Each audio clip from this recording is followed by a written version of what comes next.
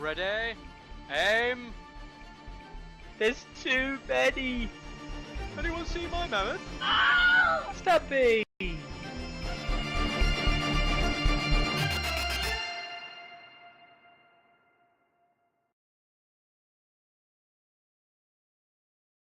Hello!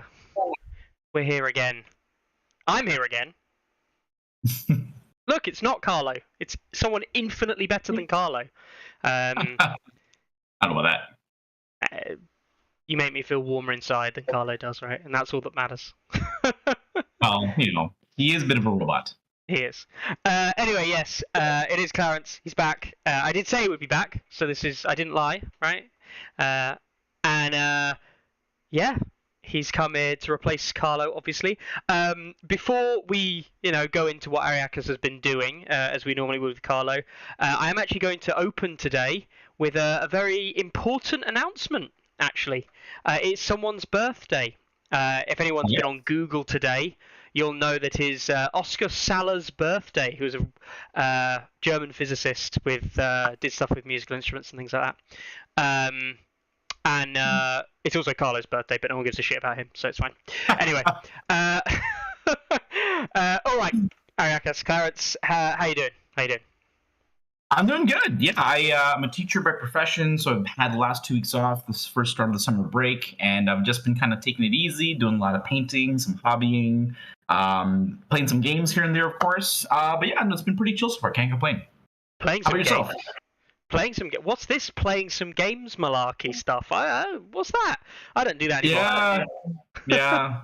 It's actually been really interesting. I've been playing a lot of games at the local shop. It's called X Planet in Mississauga, and they've run a couple of tournaments, which is cool, but they've had a lot of new players come in. So I'm doing a lot of teaching, essentially. A lot of play games and break down afterwards and talk about, how the game went, what'd you like, what'd you not like, what would you do better, and offer my advice. But gamers are gamers, they're pretty stubborn, meaning that no matter what you say, they have to kind of experience it off and be like, oh, here's why lower activations is not doing so good, or whatever the case may be.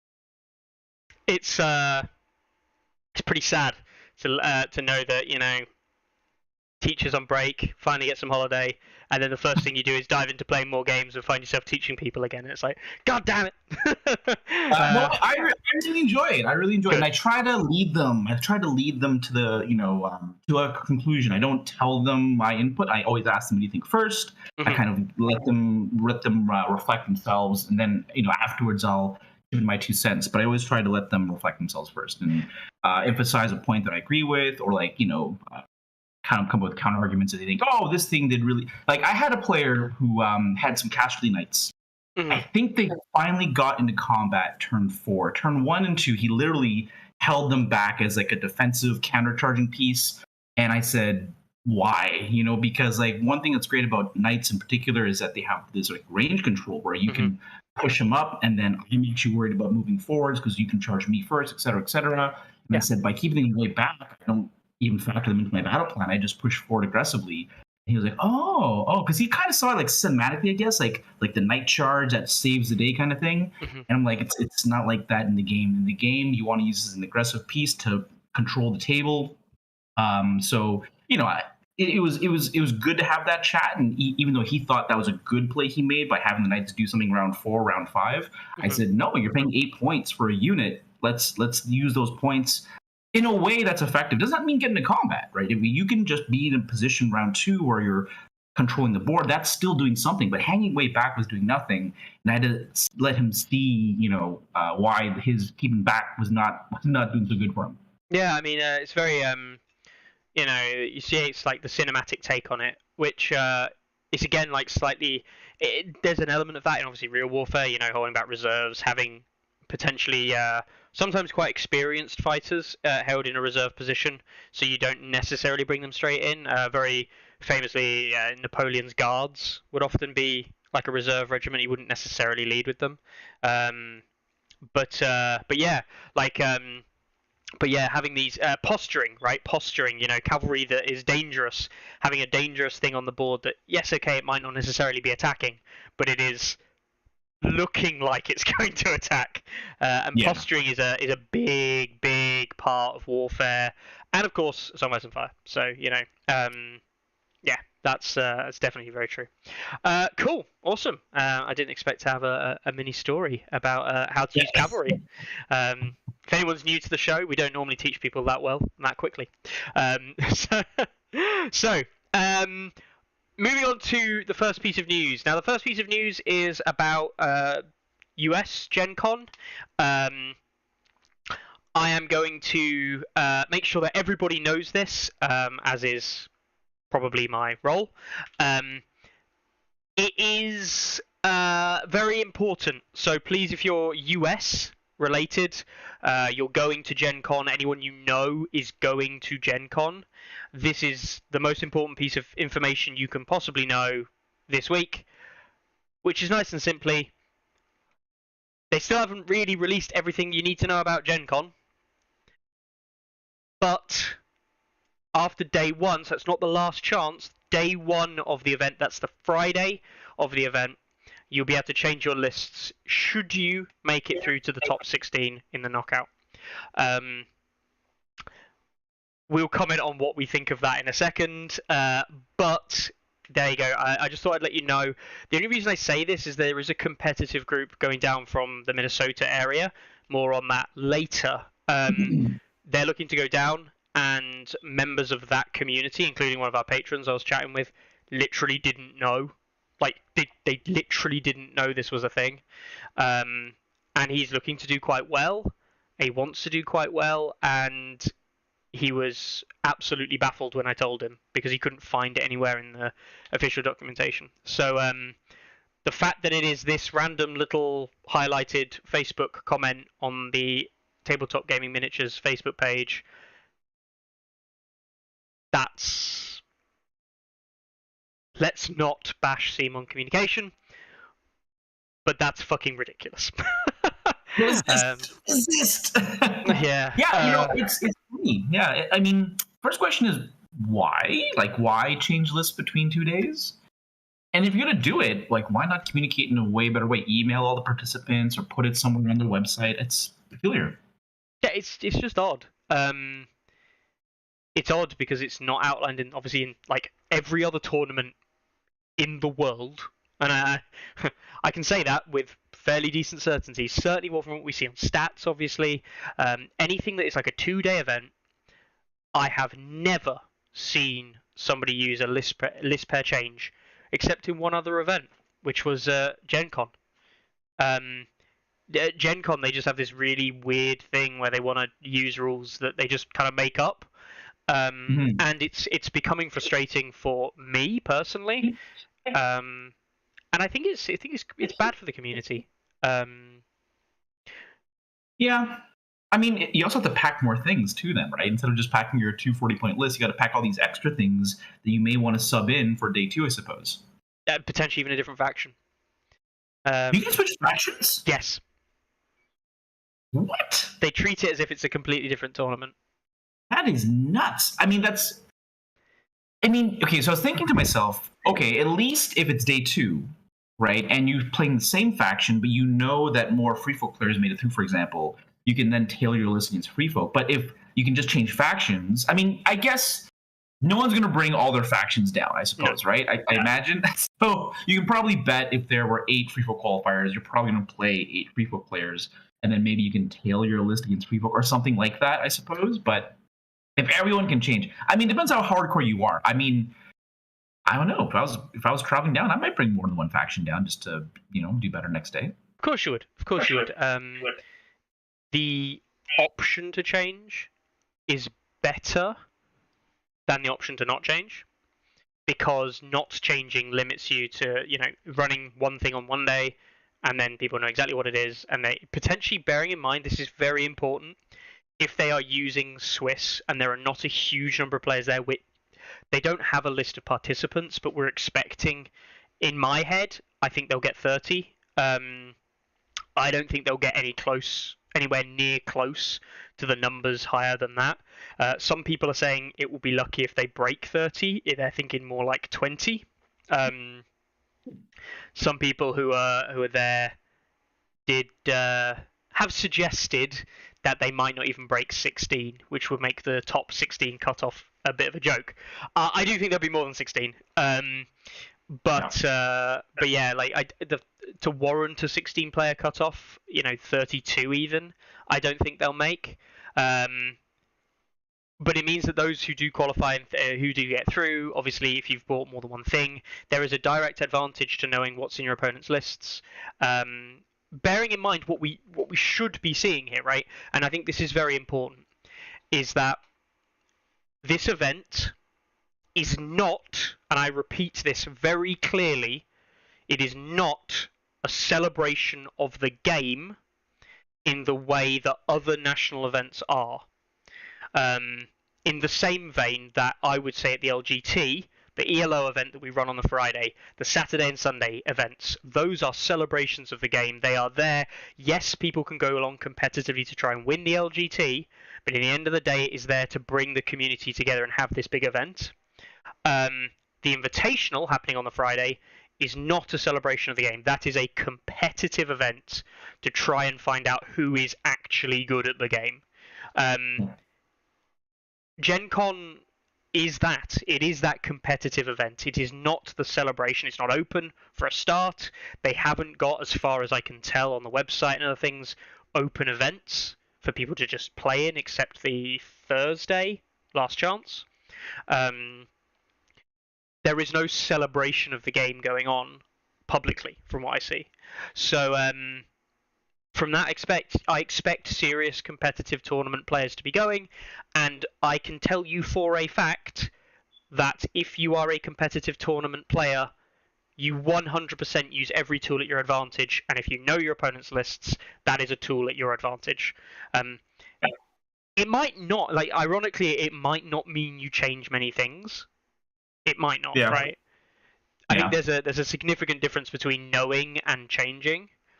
But the ability to know and the ability to change, I think, that are very, very important. I hate it, personally. I hate it because it breaks from the tournament rules structure that they imply works for everyone else. It literally is different rules to every other game event run. Yeah. And the thing that pisses me off with all of this is that if we did something different like that, I know the ELO scoring is different, and that took a while to get people into it, and it started online, obviously, and things, which, hey, everyone who uses it, great. If we were to come along and say, oh, yeah, we're going to completely change the tournament structure for day 2, we would get a huge amount of backlash. Yeah. Simon come along and do it and think it's okay at this one event, and it's like, oh, yeah, cool. What? Yeah, it's weird. It's weird because, as you mentioned, it's the qualifying events don't match up to the main event. You know what I mean? And yeah, I don't know. I don't know how serious people are going to be to bring different factions. That's annoying. And then when you're there, you have to wonder, oh, did Brett bring more than this and that? And I mean, it's just another aspect of the game that you don't have to really take into account normally. And it's just like, I'd rather just be able to like talk to the players and socialize and not try and like get information. I don't know.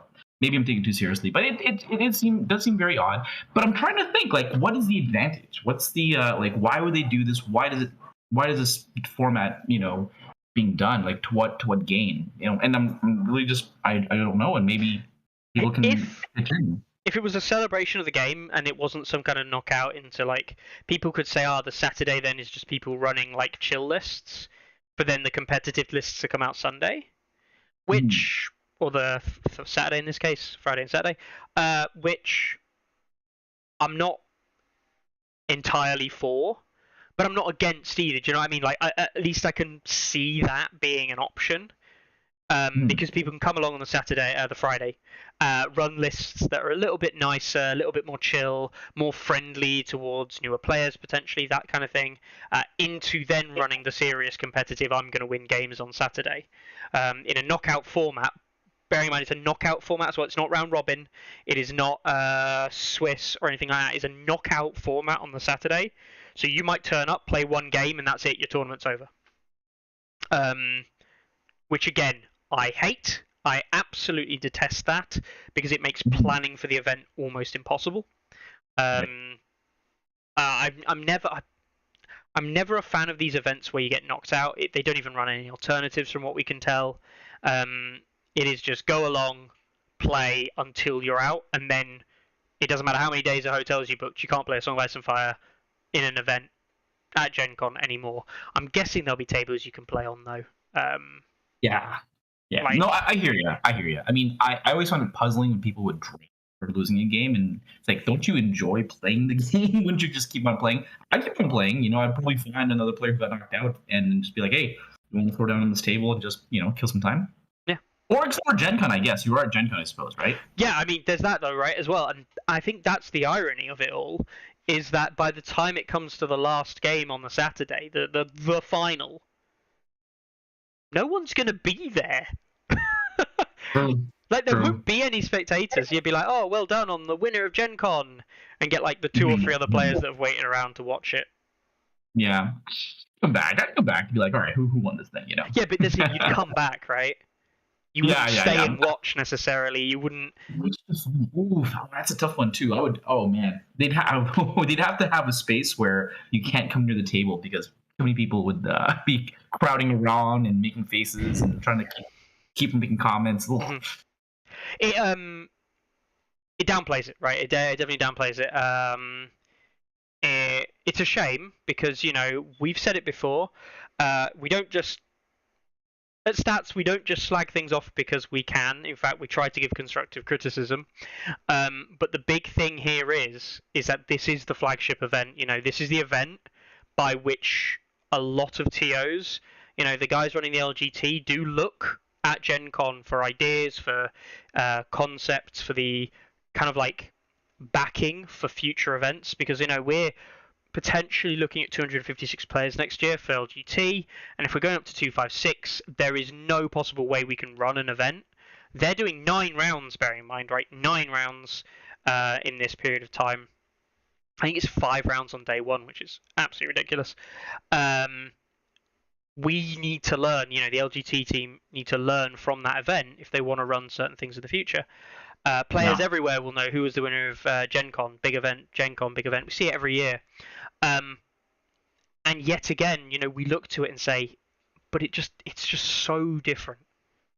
Mm-hmm. Like, they're almost playing a completely different game from what the rest of the competitive community is playing. Yeah. And then you look at, you know, again, you look at casual individuals and say, oh, they might be playing more like casuals. They're not even playing casually. They're playing a rule set that just nobody plays.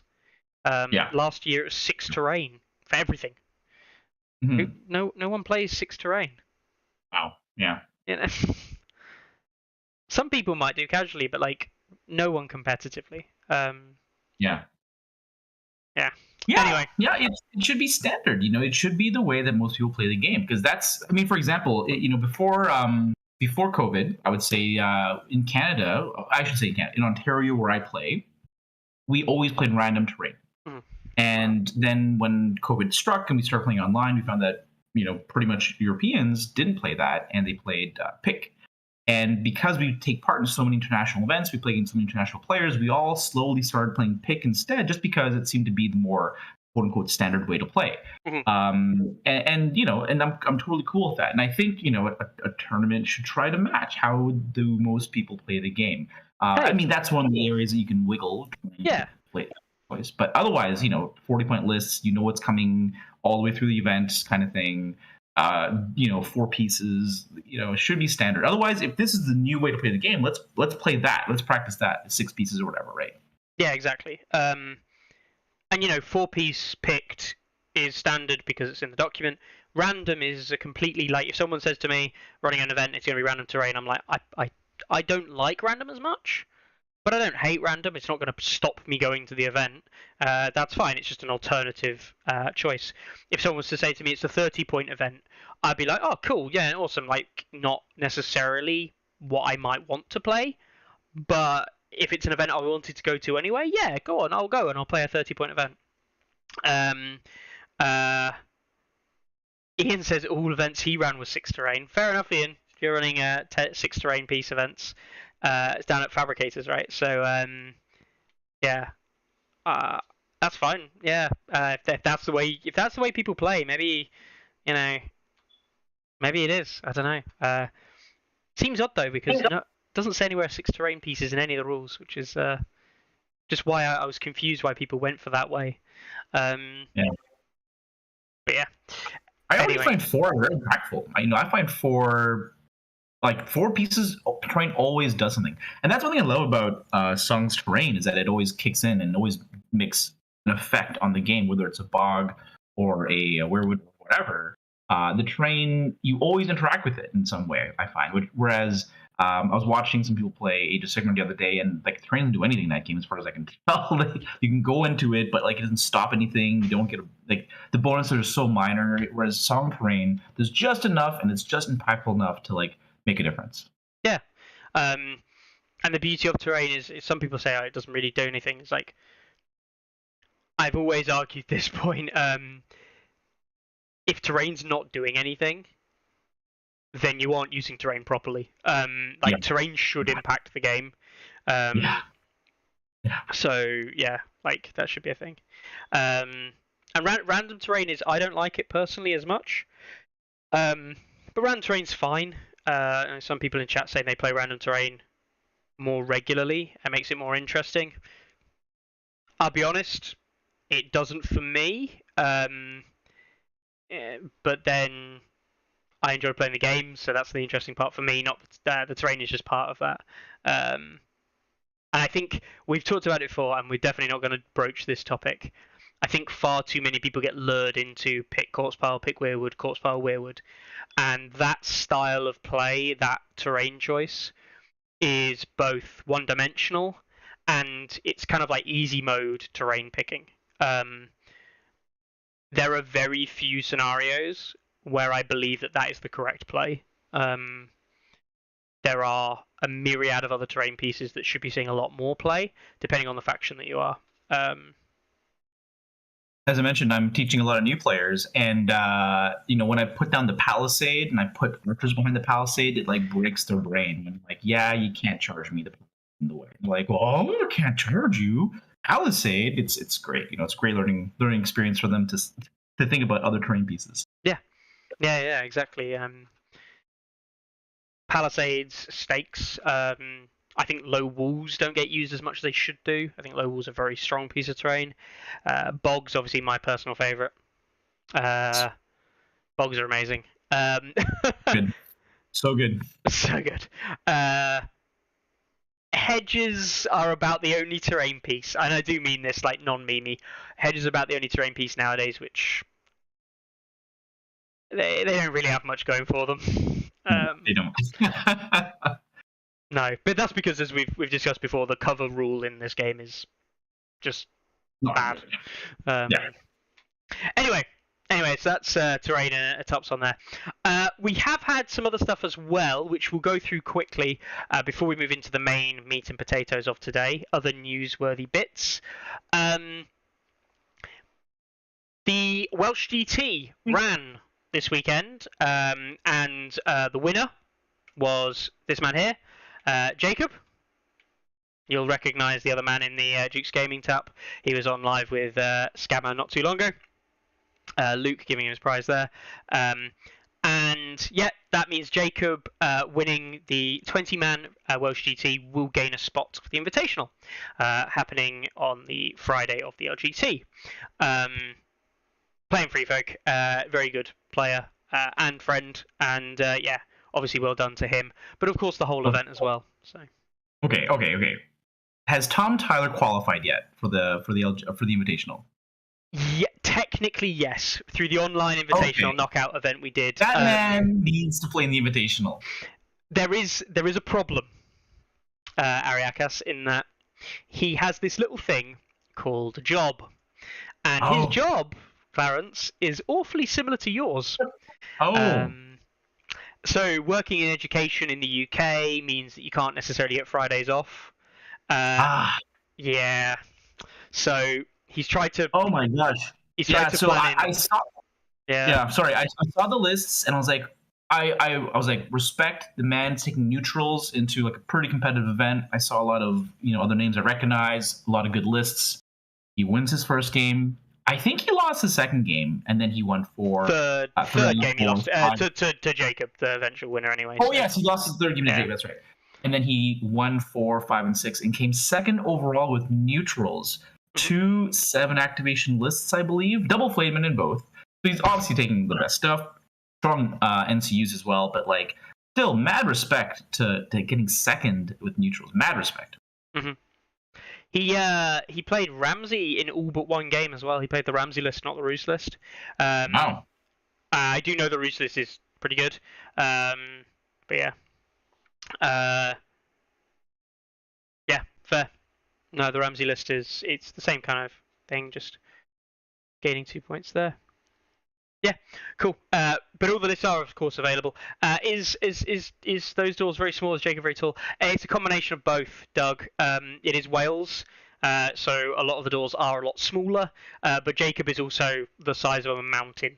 He's a massive, massive guy, and he's like 23 or something like that. He's huge, and he's probably still growing upwards. It's crazy. But yeah, cool. Ooh, let's see. It's here. We have another. I've just been sent this, so we'll do this live on stream. Do it live. Fuck it, do it live.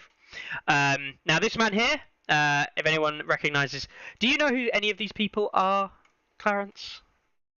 Sorry. So how do I see what you're seeing? Do I have to click watch stream, or what do I do? Yeah, that one.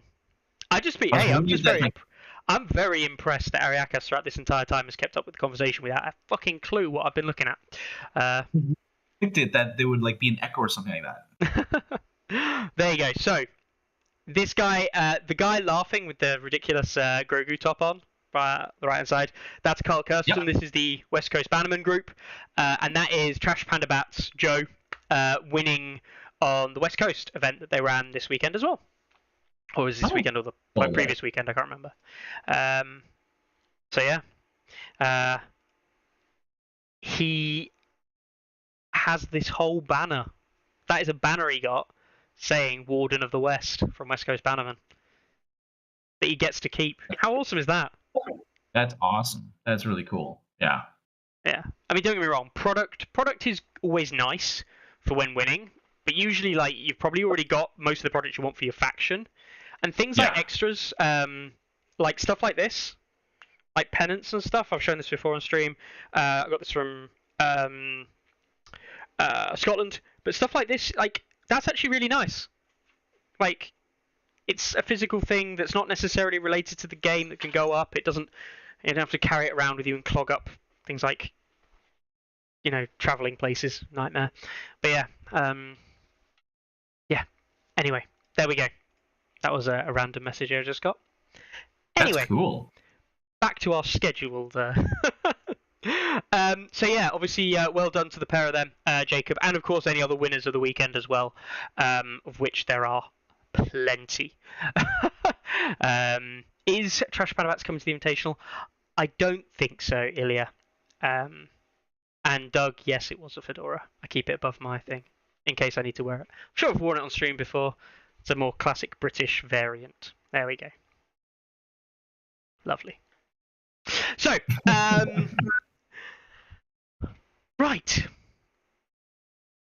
Ariakas, you approached me sometime this week, and you said about running a map-based campaign. Yeah? Yeah. And then you bombarded me with about 13 messages, and I was like, what? Who prepares for Tourney Ground this much? Usually I send one message to Carlo saying, are you coming? And he doesn't even respond with yes, and he just joins the Discord group about 3 seconds before we go live. Yes. So, campaigns. I'll show this image up, not this image. This image.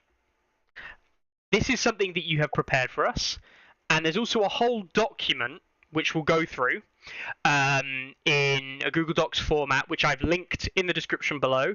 So if anyone wants to access that, it's there. I'll also drop it in chat for anybody who wants to follow along. Feel free to open that up, have a little read. Go on. campaigns. Talk us through what your thoughts were, what you were looking to do, how on earth I might be able to. I can't help you. There's no point even trying to say. And yeah, go on. What are you thinking? Yeah, so basically, we ran a campaign, a map-based campaign years ago, way back. I think it's like 1.3 or 1.4, way back in the day. Mm-hmm. And what was happening in our club, we noticed, was that we were playing a lot, and we were running monthly 40-point tournaments. And we just got kind of bored after a while, to be honest with you, is that, the meta wasn't changing too much. And I feel like, I don't know if the meta is kind of approaching that state right now. We have some new releases coming out with Golden Company and whatnot, but nothing is meta changing per se, probably. Mm-hmm. So if your gaming club, and it's not going to happen everywhere, but if your gaming club is getting a little bit stale because you're doing the same old week in, week out, this could be a really cool way to spice it up and change it up. And just going to give out some pointers as to what worked for me. And of course, everyone can do their own thing and change it up as they please. The first tip I'm going to have is, if you're going to do a map-based campaign at your local club, is to keep it defined. So, say we're going to play for 4 weeks, we'll play 8 games, and then after that, we are done. Don't just drag it out. Don't say, first 10 territories, because that might not happen for God knows how long. So I would just give it a time limit. Is my first starting point. Second starting point is the map itself.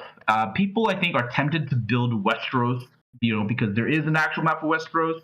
But the problem with building that map is that there's a literal choke point, which is used in the story, Moat Caitlin. And if someone conquers that territory and you've got factions above and below, they end up, it makes it ugly because they can't influence things south of Moat Caitlin, essentially. Mm-hmm. So the literal map, because of the way it's formed, this pear-shaped with Moat Caitlin forming a bottleneck, actually causes real problems in map-based campaigns. So it's much better to have a square or rectangular-based map where it's easier to access everybody else. So I actually took a picture of the map, and there's a middle chunk of land around the western ends of Casterly, which looks kind of like this. So for those who like to be immersed in Westeros, this is actually taken from a small section of the map, loosely translated onto a hex-based system. So that was kind of the inspiration. We were just getting kind of bored playing 40-point games over and over and over again. And so I will say that I think the campaign's really, really fun, but it is completely non-standard games. You're not even playing 40 points versus 40 points all the time. You can use gold to bolster your armies, and you might be playing 45 points versus 40 points. But I think it's kind of cool, too, to play a challenging, uphill battle, knowing going in that the enemy has more funds than you, because, I don't know, it's just a different way to play. So that's where the inspiration came from. And, old Warhammer fans, and I was like, you know what? I remember playing Mighty Empires back in the day, and I thought that was pretty fun. I wonder if I can adapt those rules for Song of Ice and Fire. So I read through, and I'm like, this is totally adaptable. And that's where that document came from. I just pretty much copy and pasted the rules from Mighty Empires, and I just switched up a couple of things here and there to make it fit for a Song of Ice and Fire instead. So yeah, I thought, if we want to kind of go through quickly the rule set, we can just kind of explain how the things work. It's very defined, lots of, steps. And so like I mentioned, I thought 4 weeks is good. You can play 2 games a week. It's in and out in a month, and then you're done. You can wrap it up. And the other thing that's tough for players, especially those with families, is making it in regularly. So it's good to have teams. So you want to partner up with somebody else, and the idea is that if you guys both make it in on game day, perfect. You play game 1, they play game 2. But if you can't make it in, they play both your games.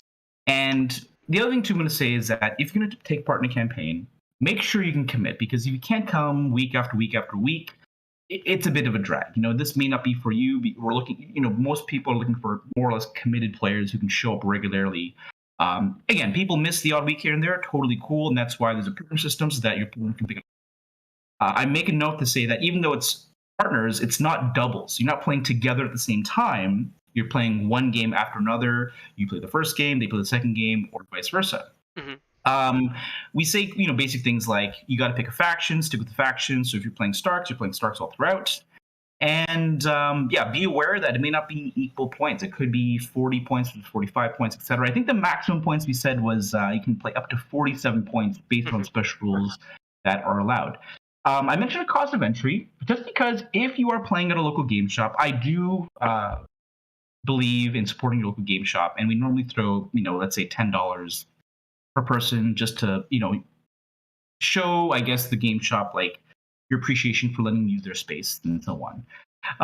And then most game shops are willing to throw that money back at you as store credit, because if you give them $100 in cash, they can give you back $100 of credit, but it really costs them $60 because of recommended manufacturing price, etc. So most places are willing to do that. Talk to your game shop about that kind of stuff for sure. So the goal of the campaign is pretty straightforward. The goal is capture as many hex tiles as possible by the end of 4 weeks. And you dice off. You can do maybe a team dice off to see who gets to pick your starting position. You can pick anywhere on the map you want. And then the next person, I guess we normally go clockwise if you're in a room full of people, has to pick a spot 1 hex tile away. So you could start very close to each other if you want to. If you want to start the hostilities, totally cool. So then you mark the hex tiles with the city. Now, that image that Miki put up earlier, I got that from a website. I can't remember the name of it, but it's basically I have it up, free. thankfully. Hex. Oh, there you go. Hextml.playest. Jesus Christ, I get my words out. .net. So again, I'll link that in the chat there. That was the website used, and I will just take over from Ariakas just quickly. But you can make your own place on here. You can put images on here if you want. You can do it all manually on here if you wish to, digitally. Or as Ariakas' dad did, print it off, have it as an image, and then do it manually on that, whichever works for you. I've used this for something else before. Ariakas was obviously using this for what he does. This really good tool for things like D&D and other things. And yeah, lots of things. Let's add some mounted ranges over here. There we go. There's our amazing map that I spent ages doing. Anyway, yes, go on.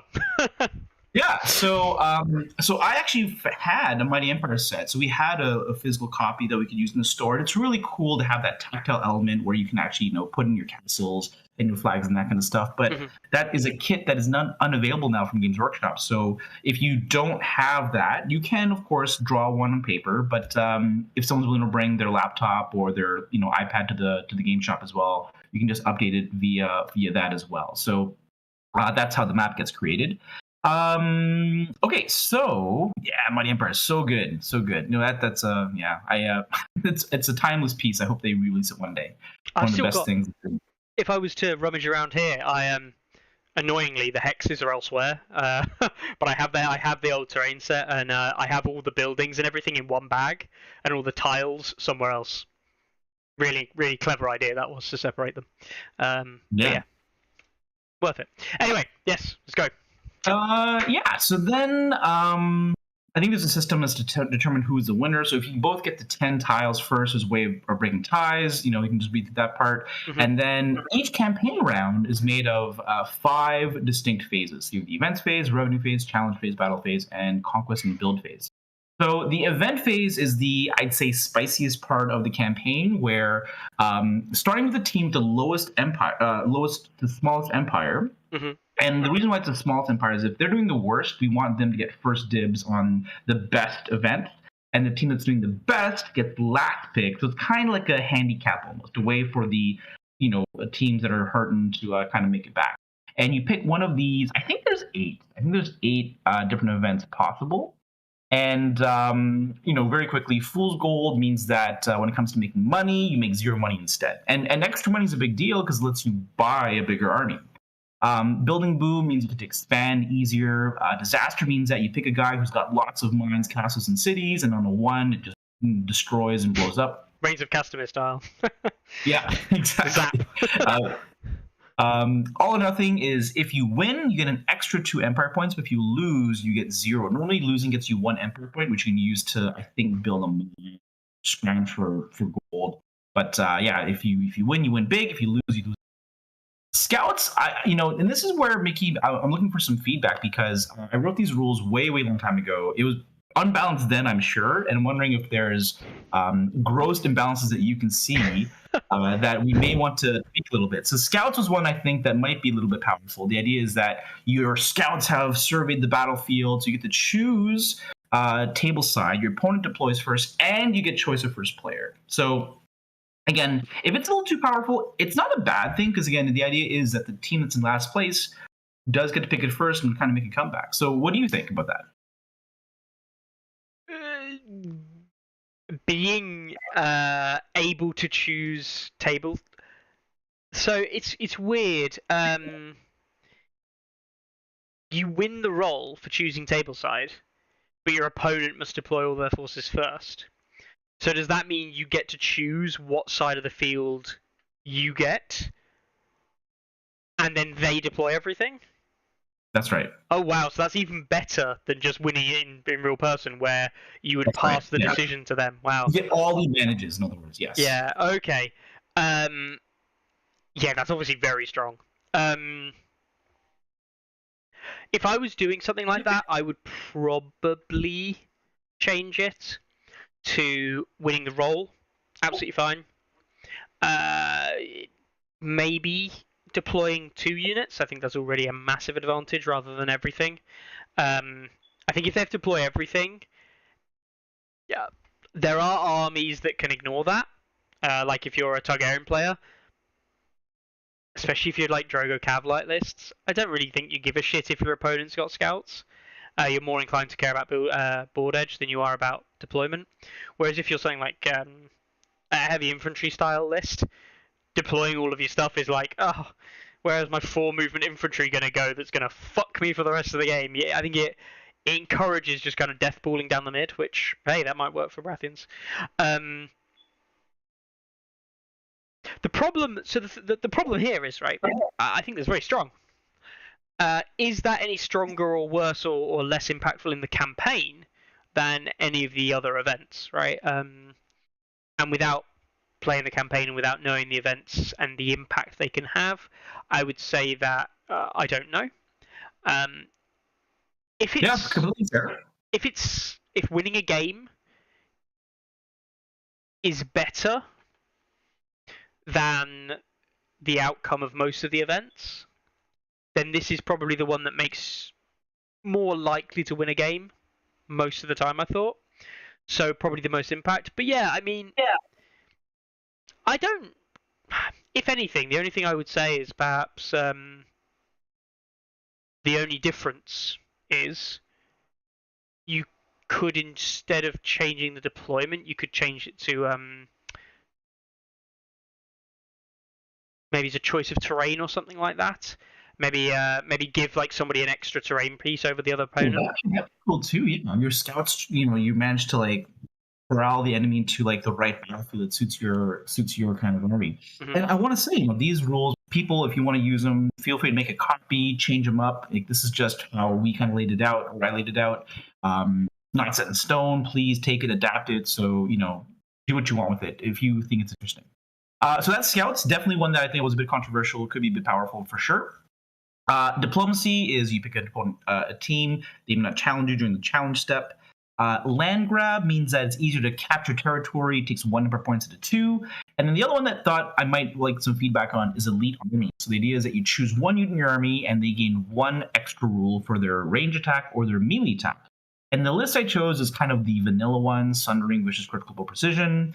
And I thought to myself, I like to keep it kind of simple, but, you could add things like Fueled by Slaughter maybe, but Fueled by Slaughter is on melee, I guess, only, not ranged. You could add things like Motivated by Coin, but, that's not really a range attack rule or melee attack rule. It's more of a special ability for the unit itself. So I didn't want to make it too complicated, but, is there anything else you can think of that might be cool to add as a special rule for range or melee attacks? I do have a question. Yes. Does this affect both attacks? So if I've got a unit, let's say Bolton Bastard Girls, if I pick the keyword, would it affect both? So I think I never thought about that, and I think if I had to decide, I'd say pick one or the other. Yeah, pick your range or your melee. So normally I was thinking like if you're picking Crossbowmen, you'd pick maybe Critical Blow. If you pick Stark Sword and Swords, you might pick built-in. So in my brain, it was one of your attack profiles gains this new keyword. Mm-hmm. I personally, favouring simplicity, would say the unit just gets it for both attack profiles if there are any, but that's for simplicity's sake.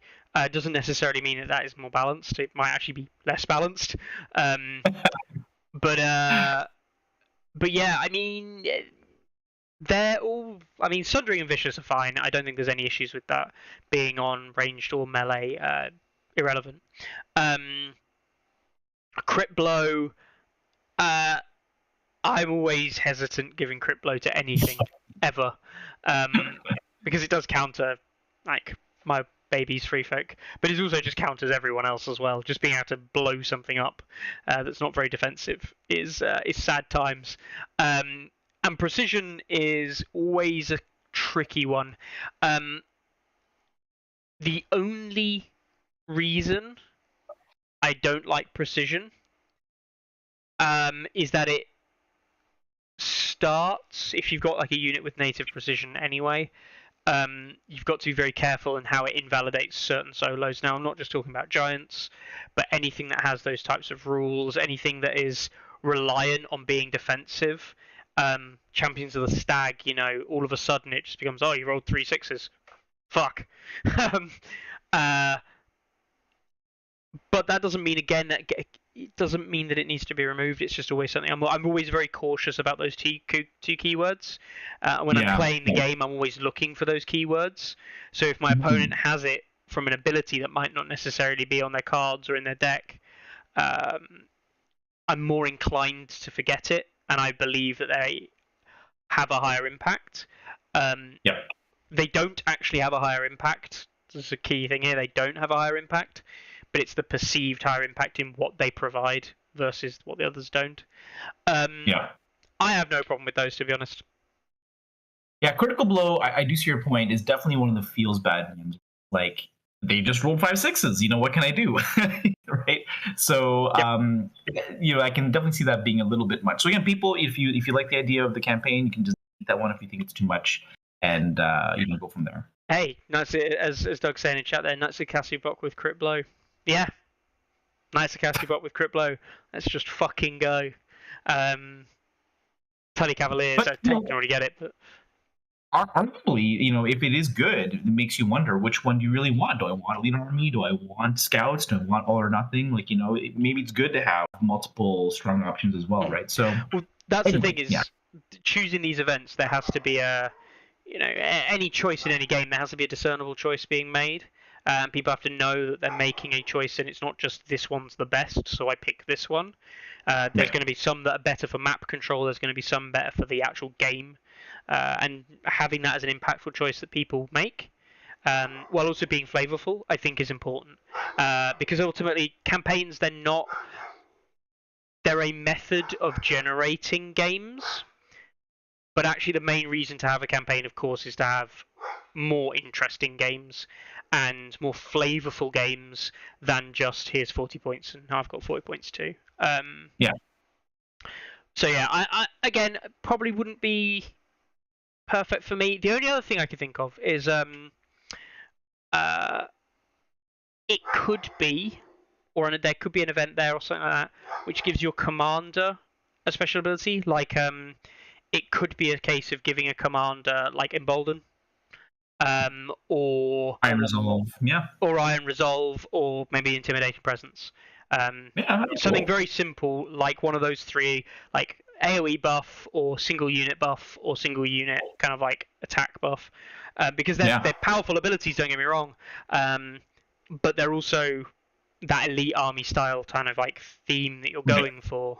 And that could be commander only, or just a unit. That might be something. And then you can make dumb stuff like Iron Resolve Silence Men for Greyjoys and walk around being like, we took a panic test, guys. Did we fail? Oh, yeah, we failed. How many of us ran away? No one? No, good. Off we go. Cool. For the commander's unit. Yeah, so again, people, if you'd like to add extra rules, if your group's cool with adding more complexity, that is not a bad thing.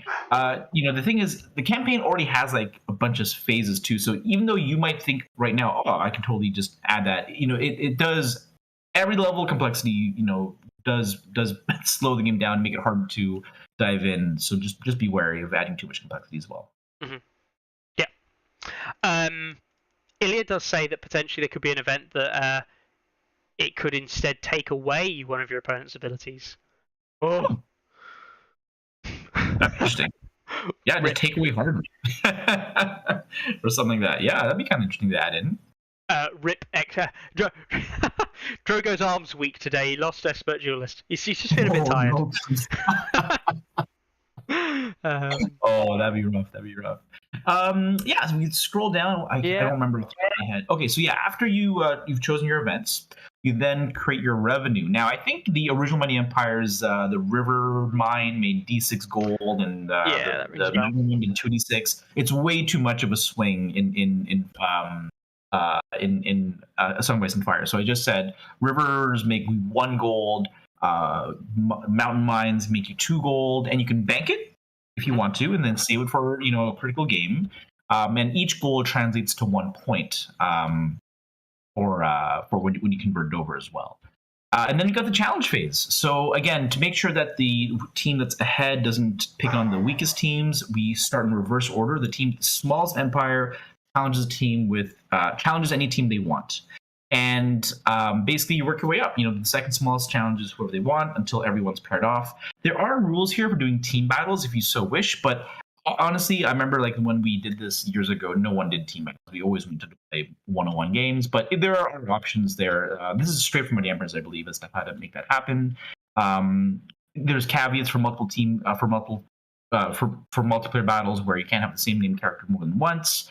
And there's rules about like tactics cards, I believe, and I think I changed it so that you can use tactics cards on your allies' faction as long as all the conditions are met. So even though it's a Night's Watch card, you can affect your Lannister guys. You probably can't attach it, for example, but still give them the rerolls, for example. Yeah. Exactly. Yeah. Right.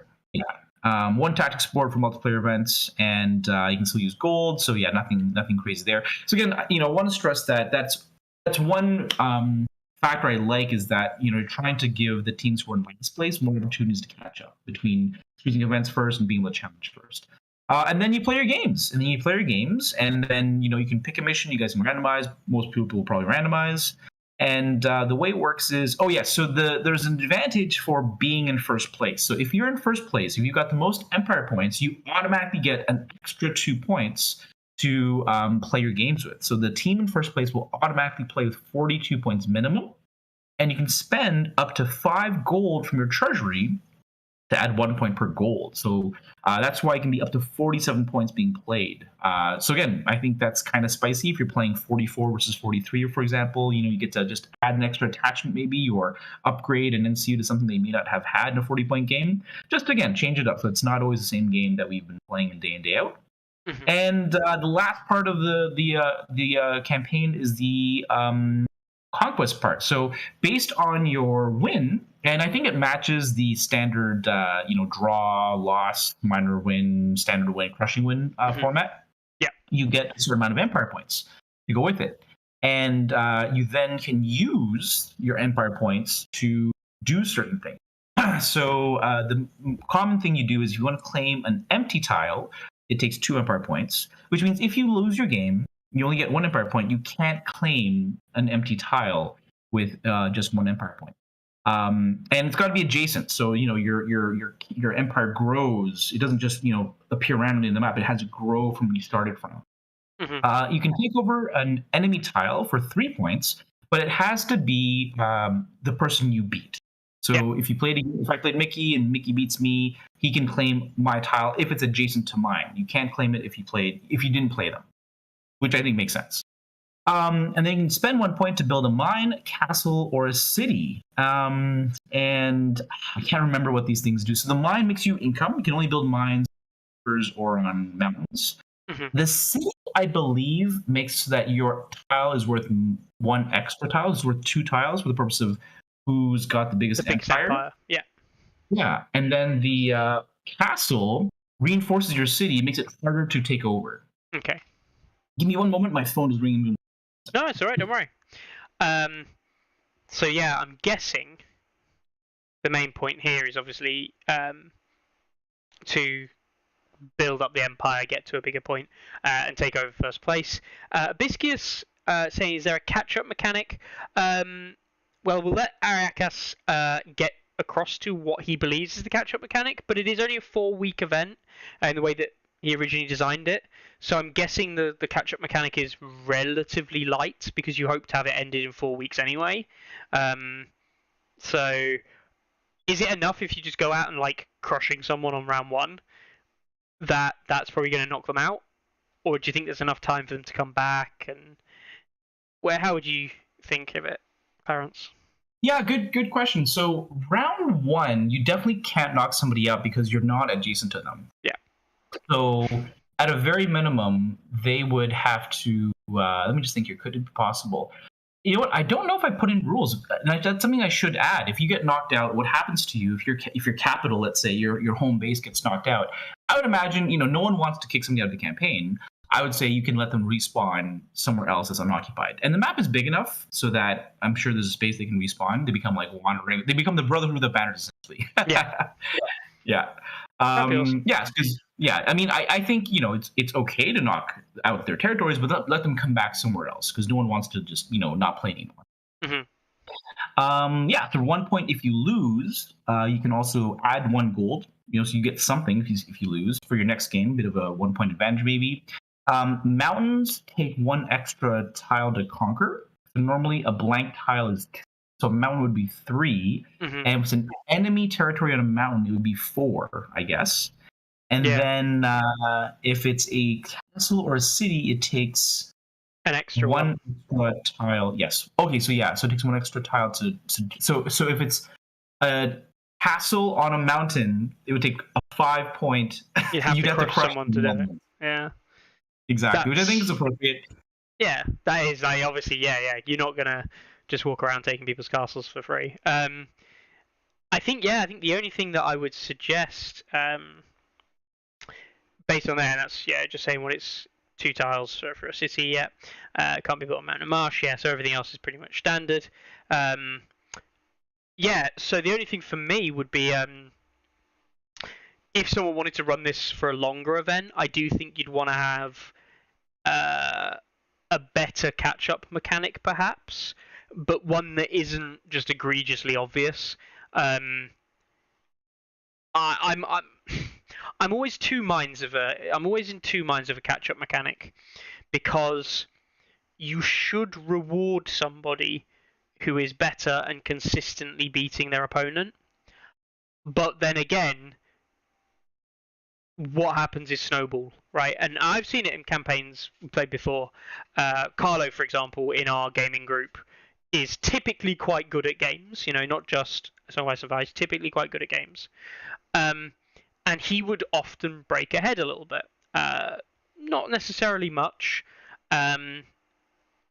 But what you would see is that advantage he could then turn into a significant advantage on the board, and what ended up happening is that every game became a case of, well, Carlo's going to win, Carlo's going to win, Carlo's going to win, somewhat down to the mindset of the players and other rivalries and things.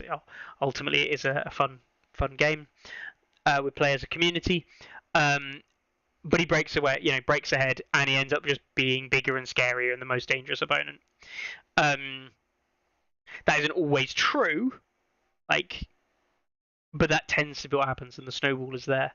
I think long campaigns suffer from it a lot more than short campaigns do, because long campaigns, it's really impactful, where you've 5 or 6 games still to go, and that your opponent is just bigger than you.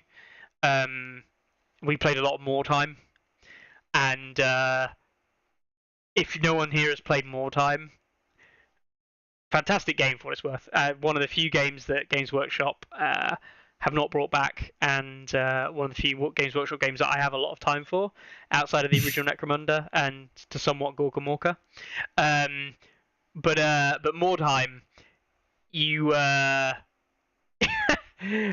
man, it's so savage if on the very first game of the campaign your leader gets killed. Because you can't replace them in more time. There are rules to replacing them and how that gets passed on and things like that. And some of the later editions did actually add in, the community editions add in like rebuying your leader.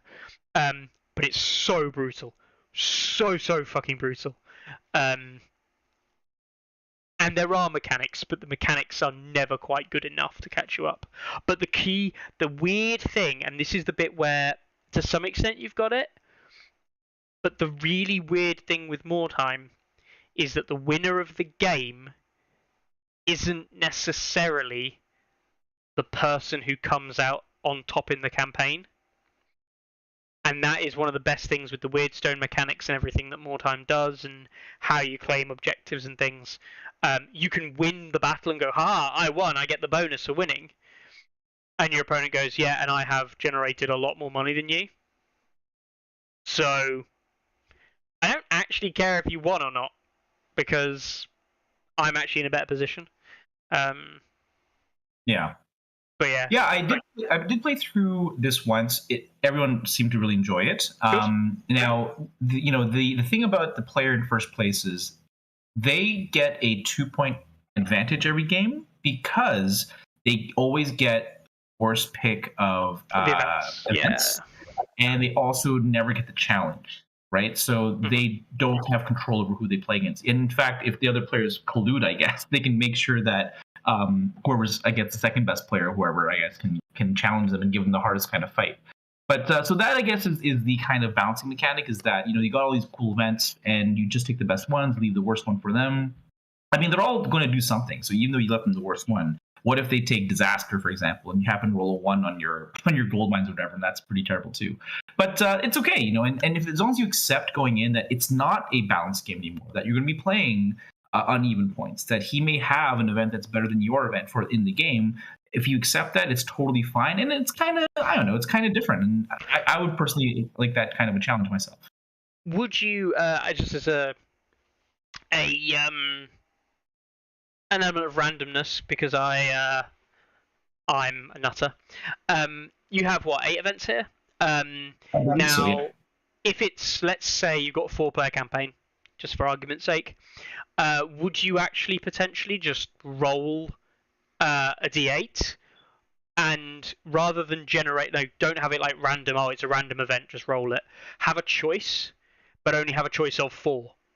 So the opponent you'll have a choice, you randomly generate a choice of 4, and then as the last player you go, of the 4 that we've randomly selected, which is the one you want the most. And then by the time you get to the end, it really is probably a crap pick for the player in top, because they're not even picking something that they want. Yeah. Of the remaining stuff, they're almost given an event. Yeah, that's a good idea. That's kind of a good idea. Something else I noticed too was that I guess because we're gamers and advantage is that even though there's 8 events, I think 4 or 5 of them were like really popular, and 2 or 3 of them I've almost never seen. So what I thought what might be cool too is if you have 4, and I think 4 is pretty good because it means you have an 8-player event, 8 players, 4 teams. Is that the first game you're going to pick 4 events? So let's say you pick the first 4: Fool's Gold, Building Boom, Disaster, or Nothing. Game 2 the same day, you can say these first 4 are out. And you can only choose the second 4 to make sure that it's again different, and you got to try everything out. So just another idea as well. That's something that I wanted to do if I ran this event again. Actually, is if we had 4 teams, was to make sure that all 8 events get played, because some of them I guess are just not the others. Yeah. Cool. No, I mean it's great. It's not the first campaign rule set we've ever seen, and it no doubt won't be the last. There's obviously scope here.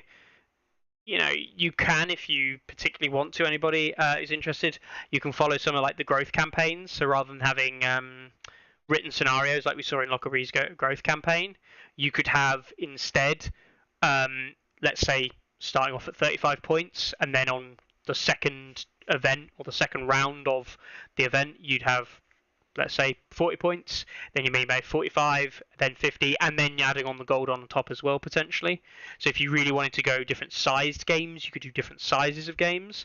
There's nothing inherently wrong, off the top of my head, with you rolling a D100 and I wouldn't say run a 0 to a 100-point game, but rolling a D100 and like saying, well, if it's going to be a 1 through to 30, it's a 30-point game. Then like a 30 through to 40 or 32 to 50, say it like a 40-point game, or maybe make that 30 through 70, or 70 through 100. It will be a 50-point game base, and then plus gold and plus all the other bonuses. So if you want to play like alter the size of the altercations happening in each round, that wouldn't be a terrible idea. There's no continuity with army selection, right? You can just pick whatever army you want. There's no, you can. That's right. Yeah, so you just pick any list you want. When do you make the list? Is it after you challenge? Yes. So you know what faction you're playing, and then you just make a list. So you can tailor lists then to the faction. Yes. Is it two lists? Not standard. Yeah, is it 2-list format or not? Do you just take one list? Not 2 lists. You just make one list with the gold and else, and that's what you take. Yeah. Rock up to the event. Okay, cool. Yeah. Yeah, I think that will all work. I think it works really well. And yeah, I'm not against trying it out. Yeah, we almost always ended the campaign also after the last day, after the winners and losers have been decided. We also almost always had a big mega battle at the end where you had the 8 players. You play like a 4-on-4 giant game.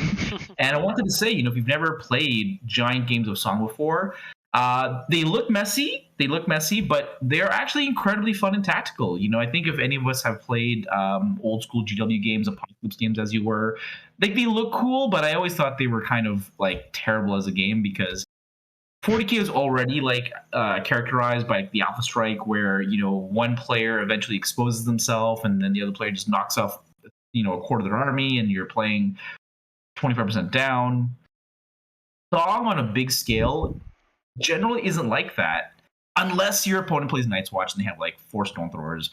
You almost always get to keep your stuff and you get to use it, and because it's still alternate activations, you never get blown out. It's really, really fun. So yeah, I've played a couple of multiplayer games, and I've also played one-on-one. We both have 100 points, and we just play the game as well. And again, people I'm sure have played multiplayer games before. My personal take is, I know that right now and to new players, I always say the game is really like 3 critical pieces. One is the tabletop itself, what's happening in the battlefield. Another part is the tactics board, and the other part is your hand. Yeah. For the Apocalypse game, I definitely think we emphasize the battlefield, right? So I like to still play with one tactics board because I think it's important to be able to block zones because of triggers on cards and kickers on cards and that kind of stuff. And I think back the last time I played a big game, we actually had double deck sizes. So we had a 40-card deck when it was 100 points versus 100 points. But that's tough for nowadays because no one wants to buy a whole faction pack just for a second set of cards per set. I suppose you could use a mixed deck, right? Though there's nothing stopping you using a mixed deck. So, like you could have 20 Lannister and say 20 Stark cards together. Sure. If it's a Stark Lannister alliance or something like that. And then having, I'm guessing you change the hand sizes as well, and just say, look, you're allowed more cards. I think we're playing 1.6 the last time we played, so there's no right. anymore.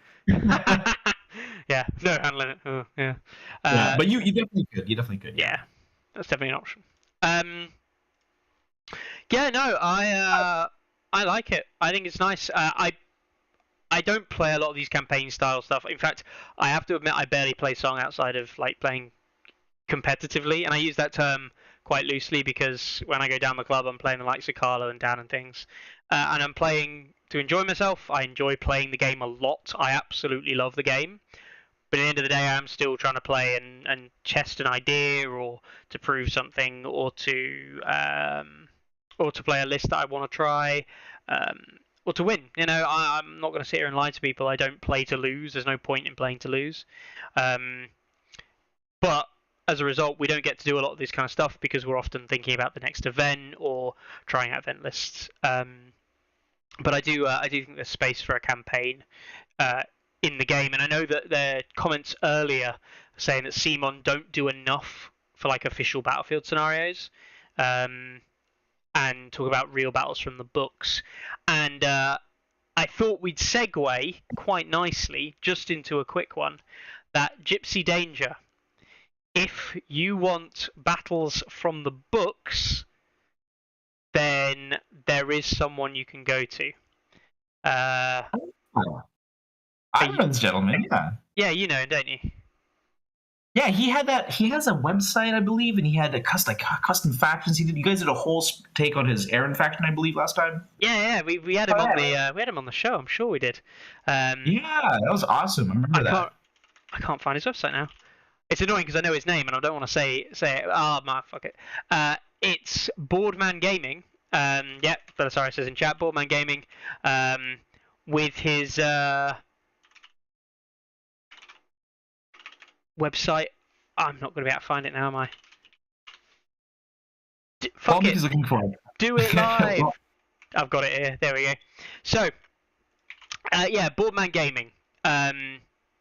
Shane, Boardman Gaming, does so much stuff for tactical campaign style battles, and he's got all kinds of stuff on here. I mean, I'm not even going to go and show you all of this stuff, Gypsy. The campaigns and the things that he makes are nuts. Shane is an absolutely lovely bloke as well. Pleasure to talk to and pleasure to talk about the game with. And he has all kinds of Game of Thrones related battles you can run. So let's just have a look here. Campaign of Thrones number 12, The House of the Undying. Let's just jump into this one. He goes through about what he... part of the what if scenarios, cool. Talking about like the setting, 40-point lists. This is what you get for this person. This is what the other person gets. Some of the lists and some of the rules that he introduces are you get a choice, and there's like a choice of 40 points from this list of things. So yeah, goes through potentially scenario, terrain, or perhaps special rules, anything like this. So this one being a lot more specific. He outlines some very detailed kind of like rules, but you'll notice. Have you noticed something he's been adding as well? He adds now a playthrough of the game that he actually played.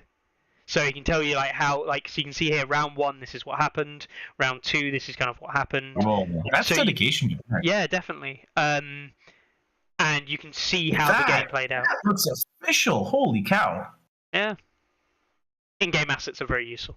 But yeah, like honestly, like if you've never seen Shane's stuff, do check it out. And Gypsy, do check out one of our previous episodes on Tourney Ground. I'll see if I can find the number for you.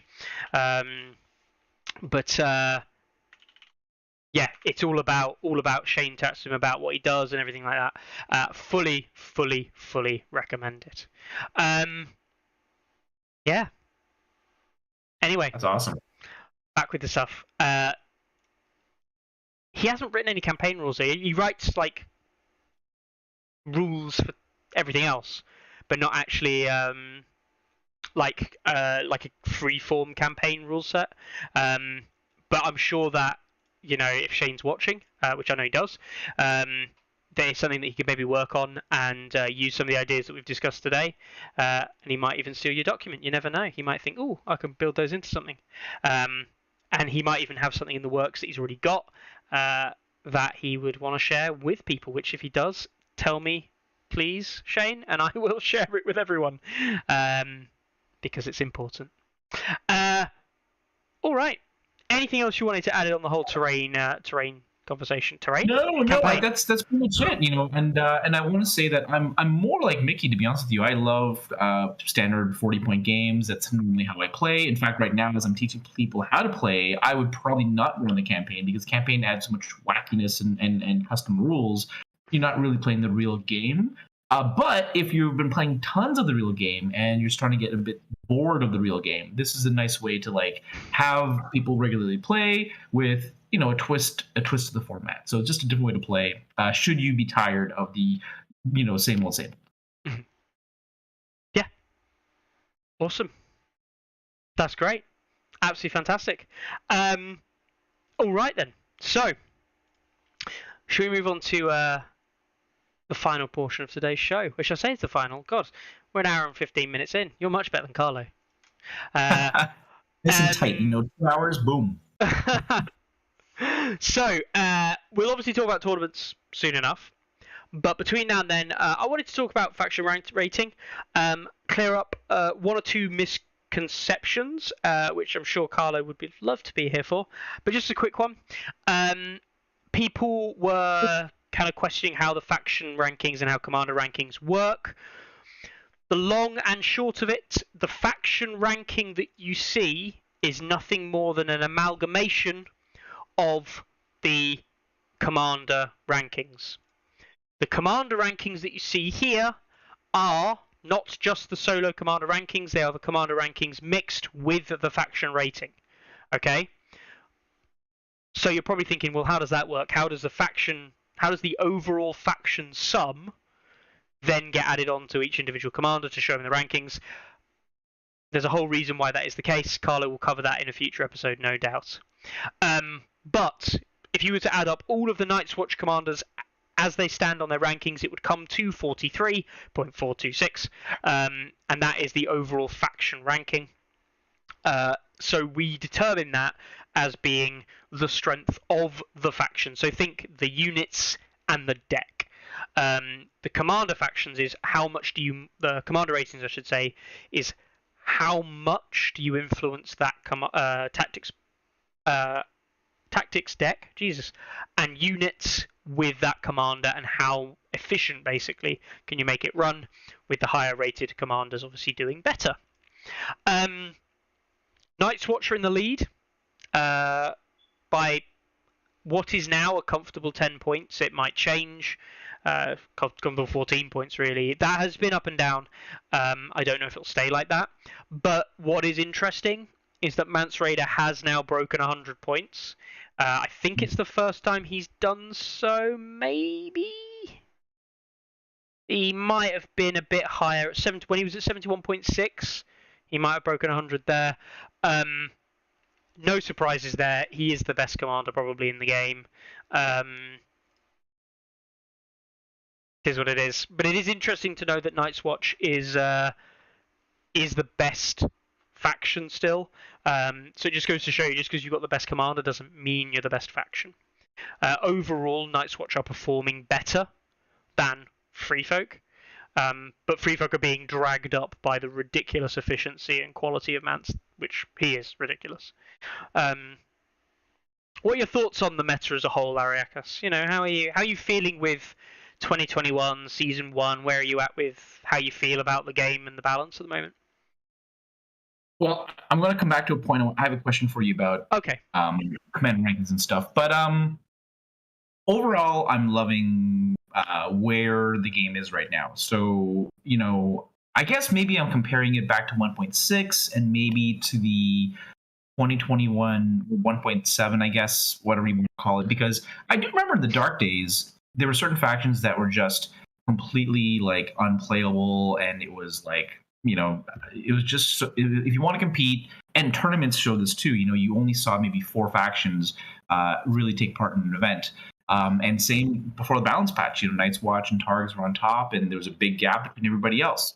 And right now, even though Greyjoy's on the bottom, which honestly confuses me sometimes, I feel like any army has got a decent shot against any army. And unless you're playing the top players in the world where differences do magnify, I think for the vast majority of us normies, the faction you use does not mean as much as how you use it itself. So yes.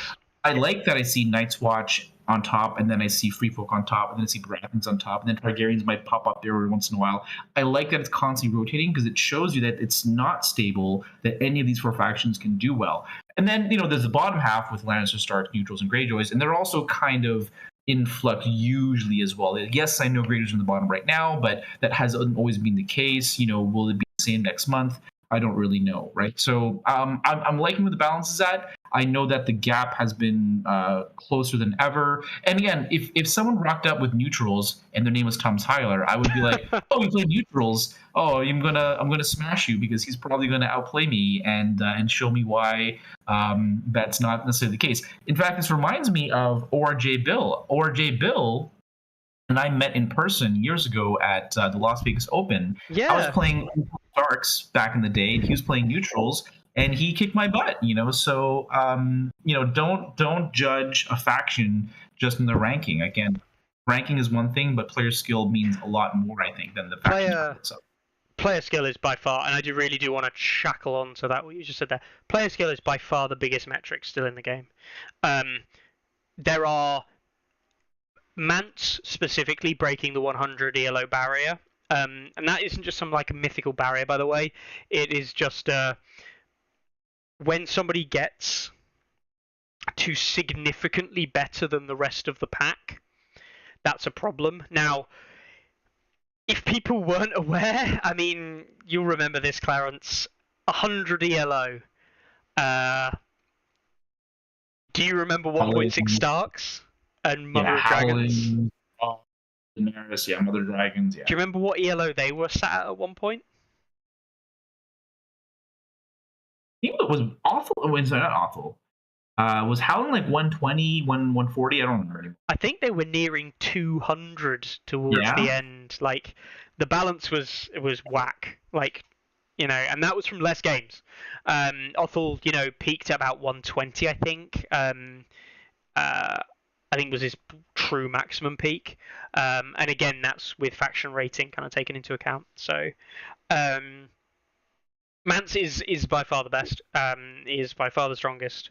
But he's still not significantly far ahead than other things on the list. We see him only 10 points ahead of Eldon and about another 10 points ahead of Donnell. Donnell was up at 90 literally like the other week. When you combine everything, you can see here is at plus 41. He's dropped 6 points. He's effectively a drop of 12 for everything else. So yeah, it's really not that far off. But as you say, and Ilya says it, there are some changes that maybe need to be made, in my opinion. But in general, it's pretty good. Some people are saying changes need to happen, though, because the meta or the game is stale. And some people are saying that with new unit releases being a bit lackluster, that it's causing a stale meta and that people want to leave. What's your... Yeah, I don't disagree, and I feel like if I wasn't teaching these new players how to play the game, I might feel the same way, because when I play against my buddy Rich Enline or my buddy Thranduil, we're kind of using the same stuff over and over and over again. I think Rich is trying some Kevin and some Adam, but I think he's like, you know what? I'd rather just stick with Tyrion, and maybe he subs in. Is it Tyrion? I'm just thinking. I'm trying to remember his two lists. He had a Tyrion list. And he had a Roose Bolton list, but I think he might switch Roose Bolton to maybe Kevin instead. So I do agree. I see the meta getting a little bit stale, which is why I brought the campaign up as well, because if I feel like that's what's happening around the world, this is just a different way to play. I do agree that it does feel like nothing much is changing anytime soon. Mm-hmm. It is definitely a case of, with obviously new releases being a bit meh, that doesn't help as well, right? The units come out and it doesn't really do anything to the existing status quo. I'm not suggesting they should be overpowered. We've been there, right, Clarence? Mother of Dragons and Mammoths were perhaps the worst release they've ever done in terms of balance. But yeah, like, it's not... It's one thing for saying it's all good and everything like that, but like, it's also one thing to say it does need change. And it's very interesting.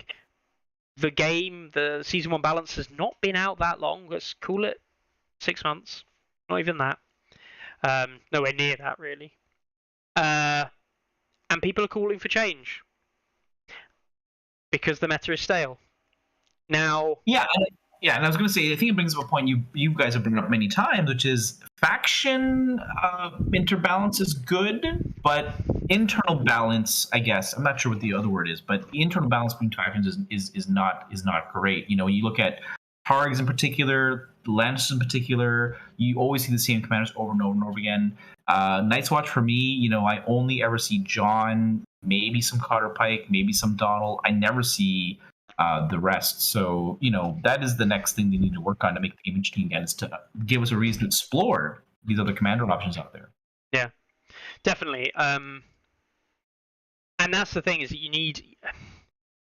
I'm not going to sit here and say they need to do balance more often, but having things that change the game more often, be it unit releases or faction boxes or balance, is going to be important. And yet the problem is those are all bad things that you don't want a hero box to completely change the game, because it probably means that it's stuff that's just stand out better than everything else. What you're actively saying is we're going to fuck up internal balance to make Greyjoys good. And that's like, that's not actually a positive thing. Yeah. But yeah, we'll see. There are rumours that there's going to be talk of an FAQ, rumours of a balance kind of like coming out. I have no idea how far this is off. It could be some time.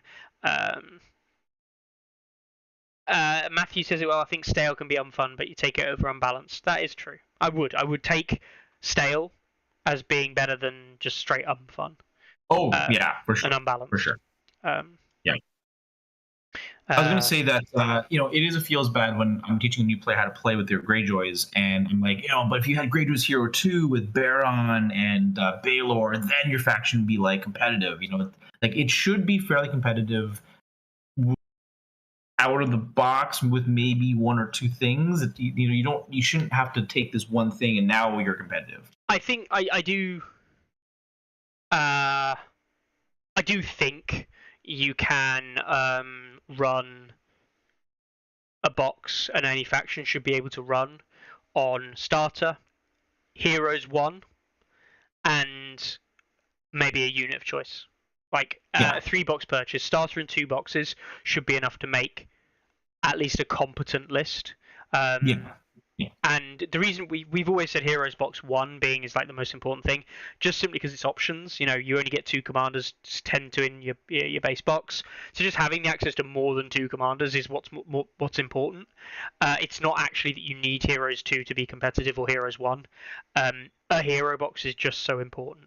It makes you have so many options. And it's the recommended first buy for anyone, right? Regardless of power level, if any new player was playing the game, I would always tell them to pick up hero boxes, purely because characters as well. And for a new player, getting to see the characters, and when they're learning the game, who gives a shit about power level of a list? Yeah. You want to see Alistair on the board, you want to see other things on the board. Yeah, for sure. Kieran's saying, due to the vid you got for the GT Cymru, he's running at Alistair at the LGT. That is something we didn't mention. I will load this up quickly. You won't hear the sound on your end necessarily. Let's see if I can... Where'd I put it? I put it in here, didn't I? Yeah. So, did you see, or were you aware of, the video that got posted or that Scabman had for the Grand Tournament in Wales? No? He was able to... Let's just pause that a second. Let's see if I can load it up here. Let us... Where are we? We'll do it live! Fuck it, we'll do it live. Is this going to work first time? It never works first time, does it? Why do I always try and do this live? It's such a mistake. So, there was a video that he was able to get. Let's show Discord, that'll do for now. Yes, I'm very aware that it's completely fucked everything up. Oh, yeah, I saw that. Yeah. Yes. Yeah. Yes. That was dope. That was the actor who plays Alistair Thorne, actually making a comment talking about the GT and wishing Scabman and everything as well. Obviously, good luck and everything. Yeah, if you haven't checked it out, it's on the UK GT Discord. Yes. Yeah, it's pretty good, isn't it? So there's a couple of, I think, American sites. One of them's called Cameo. I can't remember the other one's called, where you can get celebrities to like send you like a happy birthday message. And I thought, oh, I think that's probably what he used. But when I went to check the two big sites, I didn't see that actor on there. I was wondering, how did he get that? I would love to know. Honestly, I'd love to know. And I'm sure Scadders will probably tell us how he got it. Yeah. Okay. But that was awesome. Yeah, no, it is. It was really cool. And if it randomly turns out he knows him, that would be amazing. But yeah, I've got a question for you about commander rankings and stuff. And I asked Carlo maybe a month ago, and my brain at the time could not understand what he was trying to tell me. So maybe you can explain better than he can. Okay. Probably not. Right, let's go. No pressure. So if you go to the commander rankings where you see all the commanders, can you please scroll to the bottom? And I noticed something, and I was looking into more information, and I got really confused. So who's at the bottom? Because when I checked, Rob Stark is near the bottom, right? Because I play Starks a lot, as you probably know, and I was interested in Starks. Okay, so Rob Stark is in this ranking, he is the worst Stark commander below Roderick. When you go to the filter section, can you filter for only Stark commanders? Because I think when you do that, something happens which confuses me, I believe. No, it's still there. Okay, because something... I'm trying to remember now. Give me a second to go through my message. Okay, wait. Let me just think. What else can I do to do this? Is there another way to rate things? Can you click on Rob Stark for a moment, if you don't mind? I just want to see something on his profile. Trying to remember how I saw this. I know where there might be a thing. Okay. Yeah. Let me very quickly check my... Oh, I'm already in. Did you, by any chance, look at their current ELO rating and see it different on the Rob and Roderick pages? So Roderick was rated lower, potentially. Yeah. Okay, let me double check here. Okay, how does ELO question? It's ELO question. I asked him. Rob was 83rd. And then in the bottom of the commander rankings, it was strange because when I looked at ELO versus commander rankings, Rob was on the bottom. But then when we looked at just Starks, now what you showed me is different. Rob went from being the bottom to being in the middle. And he was trying to explain to me how it made sense, and it just made no sense at all to me, unfortunately. What are you talking about? Were you looking here at this list? Yes. So where is Rob in this list? So okay, this is what confuses me. Yes. Explain. How can Rob be 7th here, but 9th? Right. Or bottom elsewhere? How does that work? Right. Yeah. Cool. So this is important. The Unity LO rankings for commanders is essentially the change that we have seen since Season 1.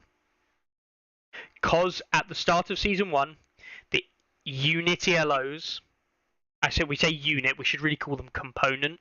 We call them unit, but component ELOs were wiped. So all existing data did not go into the ELO ranking of that particular piece. Okay? Okay. That means that the unit ELOs have only been collecting data since Season 1, or only utilized data from Season 1 to generate their ELOs. That means that what we can say here is that Rob Stark has a negative, call it 9.9 for argument's sake, a negative 9.9 rating in the unit ELO commander section. God, we're getting multiple subcategories here. That means that Rob has changed since Season 1 by 9.9 in the negative direction. Right. So just make sure I understand. At Season 1, his ELO was wiped. Yep. He had like a 0 rating, I guess you could say. Everyone did. Yep. Everyone did. And then from the beginning of Season 1 till now, he has a negative 9 point whatever rating. Yeah. So he's effectively, since Season 1 has started, he has lost 9.9 ELO. Which if we go back up to Rob Commander up here. Now we can't go back that far, simply like the graphs don't allow it. But you will see that he's actually gone up in the last 50 games. But if you count all of his games since the start of Season 1, he's actually dropped. And I mean, you've only got to look at some of the numbers there at 40% win rates. Had a good month in February and a not terrible April. But his win rate has been fluctuating, but fairly consistently around the 40 area. Slightly higher than last year. But again, win rate can't be the only thing you go off. Because, of course, if you've got a high win rate, but all you're doing is beating bad things, then your actual ELO doesn't go up that much. Whereas if you've got a crap win rate, but when you do win, you're beating, say, awful crossbows, then your ELO will be actually a lot higher than the win rate would suggest. Not suggesting that happens often. But win rate's not necessarily an identifier. So yeah, Rob has, since the start of Season 1, dropped a little bit. And he's making a comeback in the last 50 games. Slowly. So how is he on the bottom on one list, but not on the bottom? Because, so specifically, let's go back to here. You said Roderick was off the bottom as 83, right? Roderick Cassell. At minus 52. Roderick is actually third in the Stark list at plus 1.7. So since the reset, Roderick has actually improved a little bit in the ELO. But he was really bad. He's now improved a bit. So what you're seeing here is you are in the unit ELO section. For commanders, you're seeing the relative change of the commander since Season 1, not its actual ELO. Does that make sense? This only works for commanders. It doesn't work for other stuff. Commander ELO up here was not wiped. Oh. This was. So this tracks the change since the wipe. The previous data tracks all 2021 ELOs. Okay, I see. So, in other words, Rob... Wait a second. Why is Rob on the bottom? Wasn't Rob the best commander? Wait, sorry. This complete list... Right. Sorry. There's no 1.6 data. Okay. So, the complete list is their ELO based on 2021. Yeah. But the... Yeah. Right. Sorry, hold on. So the complete list is their ELO based on just 2021. It does not count 1.6 and prior. Yeah. So Commander ELO rankings is Commander ELO rankings. Yep. Mm-hmm. Yep.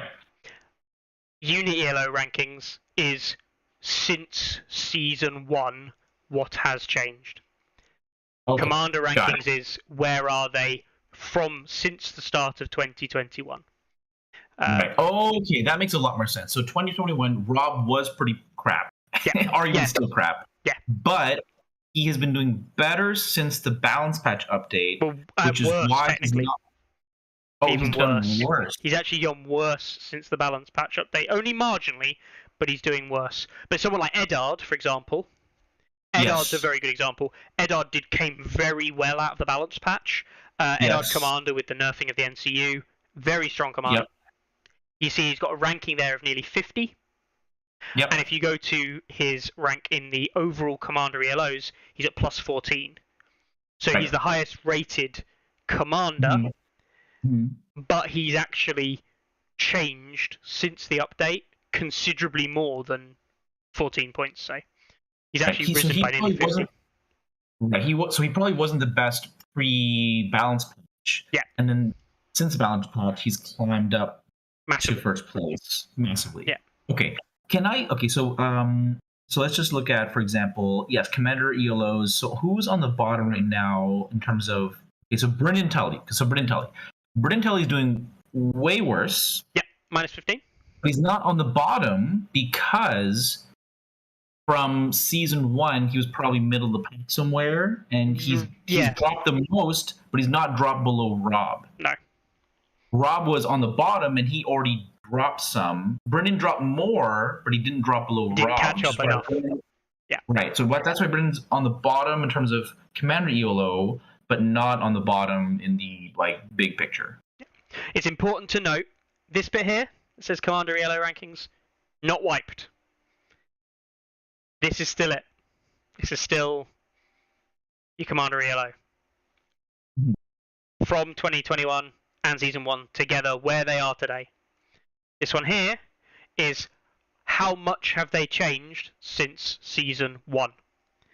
So this number,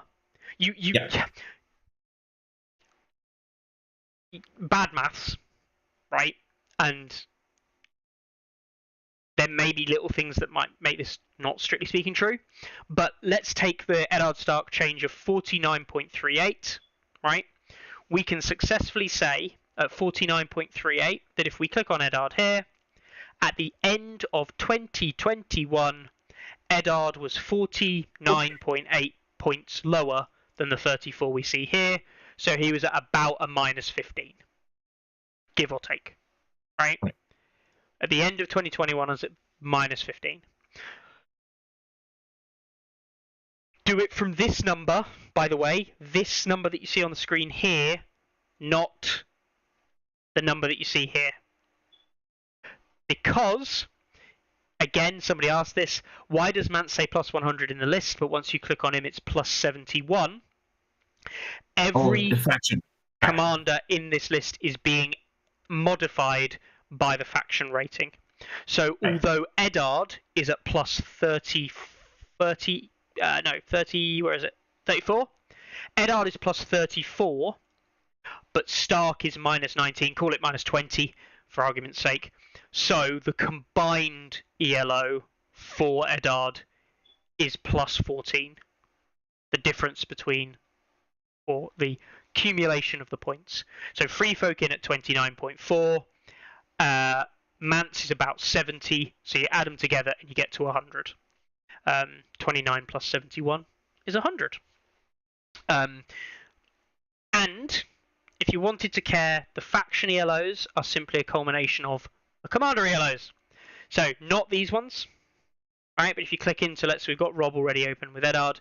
If you were to add the ratings that you see here of minus 39, minus or plus 34, if you add those all up, you will end up with the end result for Starks being minus 19.711. That's how the maths interacts. That's how what you're seeing makes sense. So it's interesting. So, I mean, someone mentioned it there. Night's Watch, for example. You can see Offal's still up at 78, right? But if we change to Night's Watch commanders here, we can see that Offal's been the current biggest loser for Night's Watch, dropping 25 points since the update.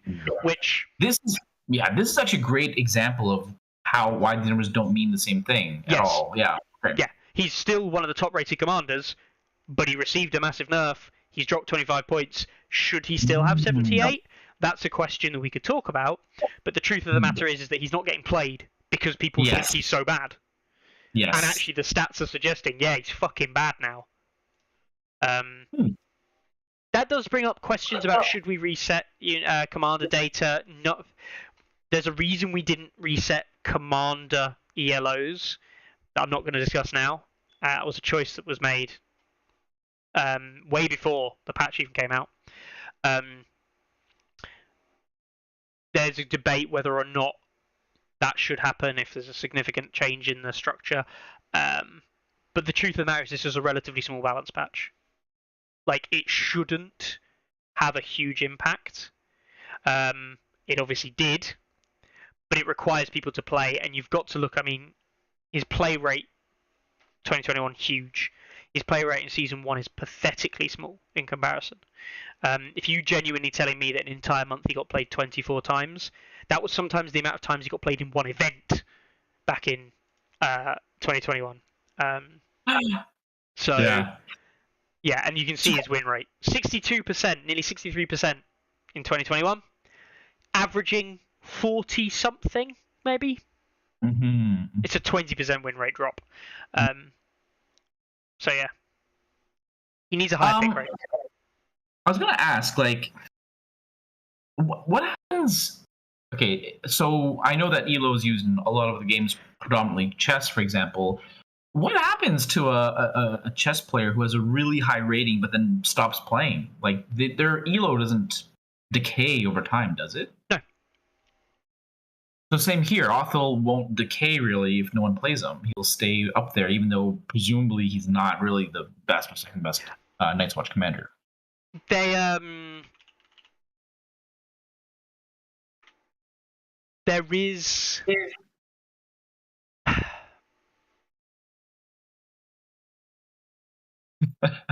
There is people talk about adding decay in, right? And there is a thing in it's a thing in larger, or I should say more niche things. So when we talk about the average player, right? The average player, when you enter stats, you're 1500 rated. That's the average that is set by Carlo. So that means it's a zero-sum game as well. It doesn't matter how many players there are in the system. If you add up all the points everyone's got, add them together, divide it by the number of players, it goes back to 1500. Simple as that. Yeah. There are cases, if you said, what is the average active player ELO? Then we couldn't necessarily work that out easily or quickly. We'd have to do a hell of a lot. It's very hard to assess that because there's thousands of players. But we could, in theory, assess that and say, okay, do people who lose typically then stop playing? That isn't always the case, by the way. Me and Carlo used to. It's actually this very weird thing where players that consistently lose, and I do mean lose a lot, actually play more. It's really weird. Whereas people who only lose a little bit, then stop. Very famously, me and Carlo followed on when we first went online, and we followed a player who we quite literally watched him play games. We saw him, we spoke to him and things like that, but we watched his ELO drop because he just lost games. And then we finally came across a game that he won, and he then started winning games, right? And it was a mixture. It was almost like a 50-50 win rate. And his ELO climbed back up. But it was very interesting for us because it was almost like, I mean, kid you not, everyone like here thinking, oh, just them being interested. No, this guy like 40 games on the bounce or something like that lost. His ELO was very, very low, and he got low relatively faster than anyone else had. And that made him interesting to watch. It made him interesting to analyze and look at. Whereas actually, players around 1500, maybe he's just above or just below, they maybe a couple of games on stats and that's it. If you were to look at active players' games, so perhaps people who played in the last 2 months, I'm not going to say a conclusion and say that they will be higher, right? But in general, people stop playing games they don't win. So as a result, you typically expect the active player number to be a higher average. This is true in other games. Very famously, chess has it to some extent, but also true in Age of Empires. Age of Empires uses an ELO system very much like it. Now, they had another issue, which we have mentioned before, in the way that they calculated ELO for team games. They broke ELO for team games, so it wasn't zero-sum anymore, which immediately has all kinds of problems in the scenario, because all of a sudden your average player rating goes up by dint of just people playing games, which it shouldn't. That's the point. But ELO in Age of Empires, they assess it and they actually have to sometimes readdress what the average player's ELO is because they have dropout. People lose a little bit. People come in at like 1,000 or whatever. They lose 10 games. They drop to like 900. Then they leave. So they donated 100 points to the pool. They're still holding back 900. But actually, now that the average player rating has actually gone up, if you only count active players, because there was the active players before, plus this 100 floating ELO from that guy who left. So you do have what we refer to as like average player inflation or active player inflation, but like that's what exists in online games. With Carlo's system, you could argue the same thing happens, but you're assuming that only players who lose leave, which again is an assumption. I would be interested if anyone particularly wants to do a study on active players. You could say who played games in the last 2 months, say, on stats. Then you could maybe analyze it that way and look at where the average player is there. But I mean, unless you were willing to do it using some software, probably you'd have to write some software for it. There are how many to manually check to casually manually check 2,293 players. I'm not doing it. So you need a lot of spare time. You need a lot of spare time to do that. But yeah, so that could be something that could be quite interesting for people to do, and quite an interesting analysis down there. But it's actually very interesting because we talk about average ELO, and I just want to, not to highlight him out, but Fizzwiz, for example, down here at the very bottom end of the scale, active player at dead meta. Yeah, he plays games like relatively regularly. We've got these are players that I actually know as well. Up here, Fuzzage, Final Aims. These are guys who played in events this weekend just gone. Like Fuzzage was at the Welsh GT, and I don't know if Final played there. No, he played. His last games were back in May. But again, players that I recognise and players that I've seen. And that's not to say that they're low rated, but the point being is that they're still playing games down here. ELO is just a number ultimately. It's not important. It doesn't decide whether you play games or not.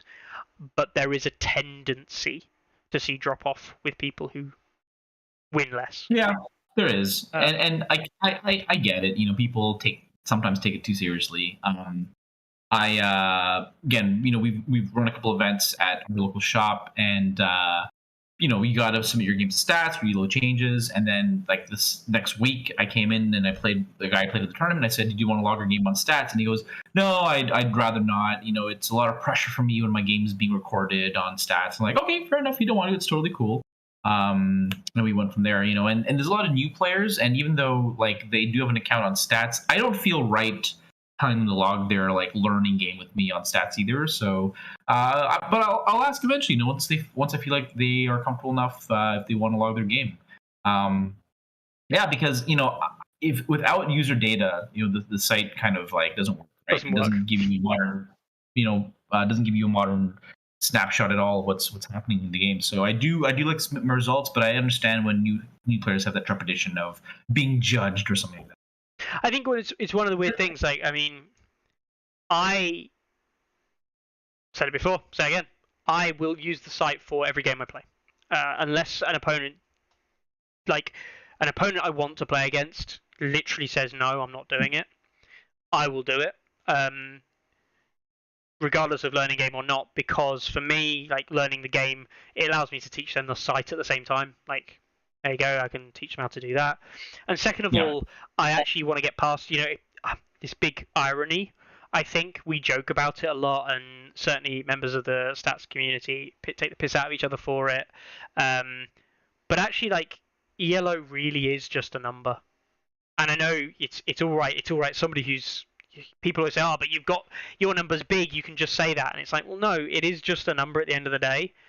It indicates skill. But at the end of the day, it is just a number. Like, it doesn't matter.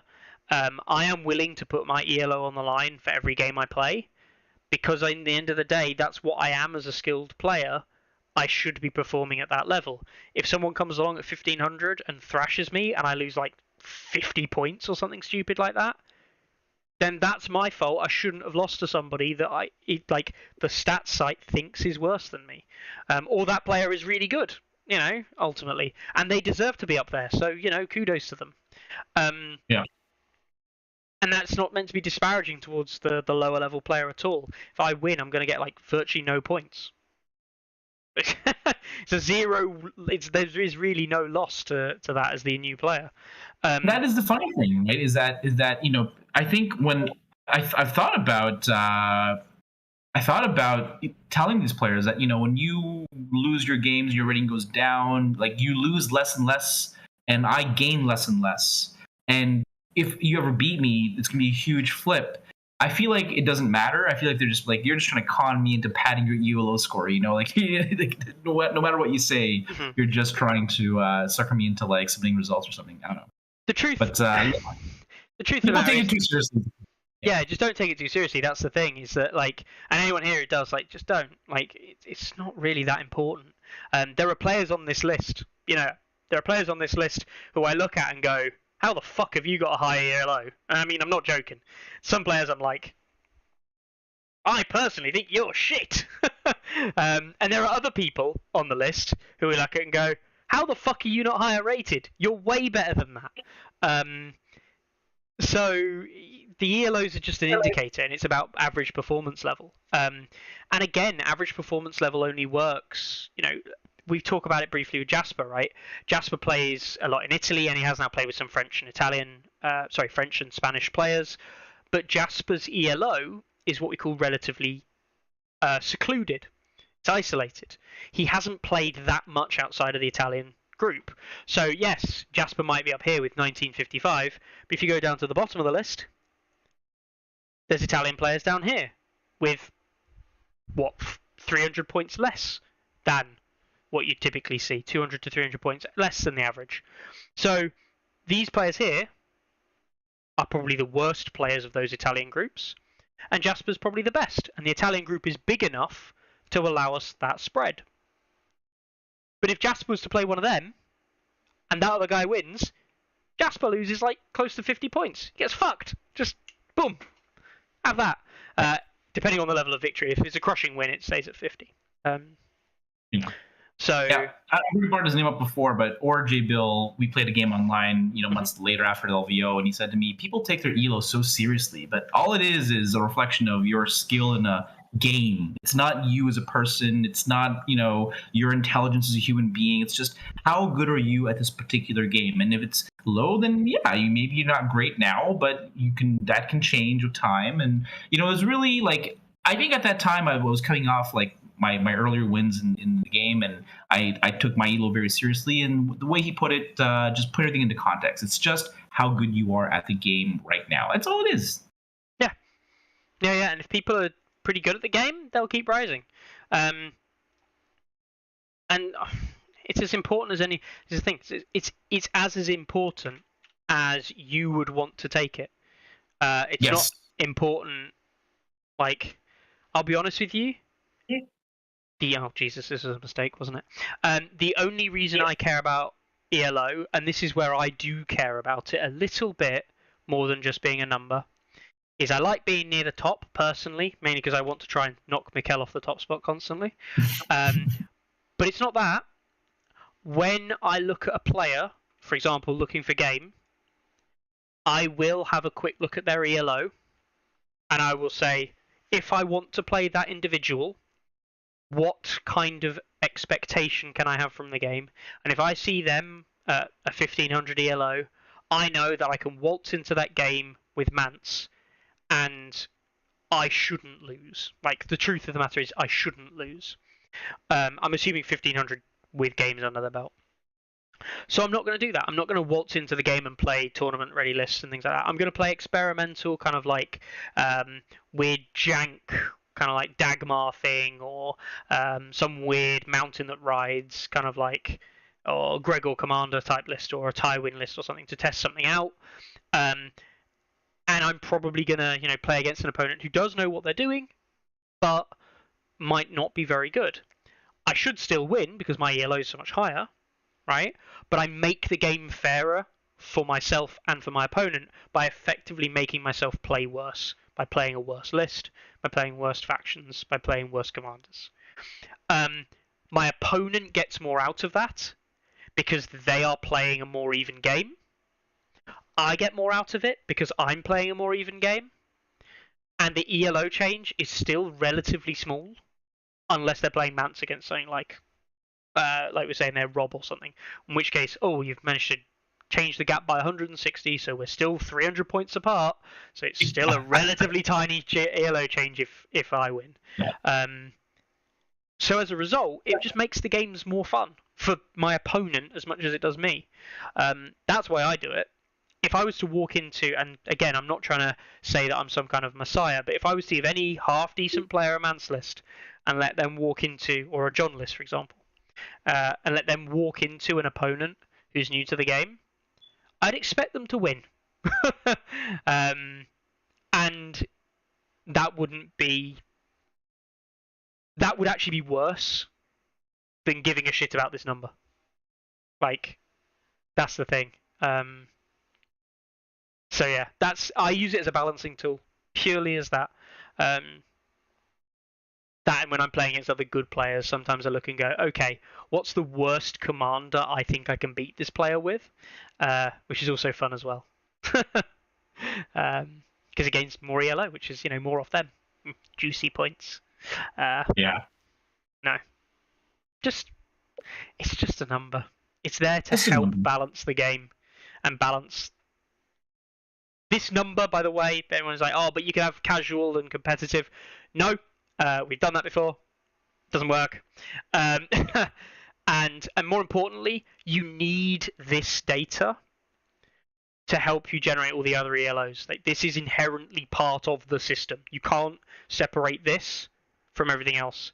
Because if you're saying, like, casual doesn't rate your ELO, then it would say, okay, so you're saying that specifically me with a Mance list, is rated what compared to, say, insert new player here with Rob.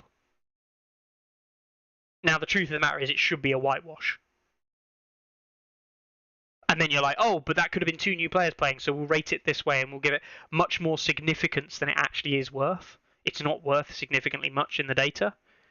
But because we have this casual game where you can log to the stats, it doesn't function. You would need to use these rankings anyway. So this is casual gaming to me. Like, this is casual. Numbers go up and down. Could you check with Tom Tyler's ELO change over the weekend? Because he was already pretty highly rated. I wonder if playing neutrals all weekend gave him a big difference or not. So he's at 187.1 now. He played 6 games over the weekend, so we want game 188. So you can see here, just before the event, so he was 1,815, called it 16. He has gone up 16 to 71. So, wow, quick maths. 55 points over the weekend. 55 points with a 3-for-5 win, 1 loss. 1 loss, of course, coming into Mance as well. So the loss set him back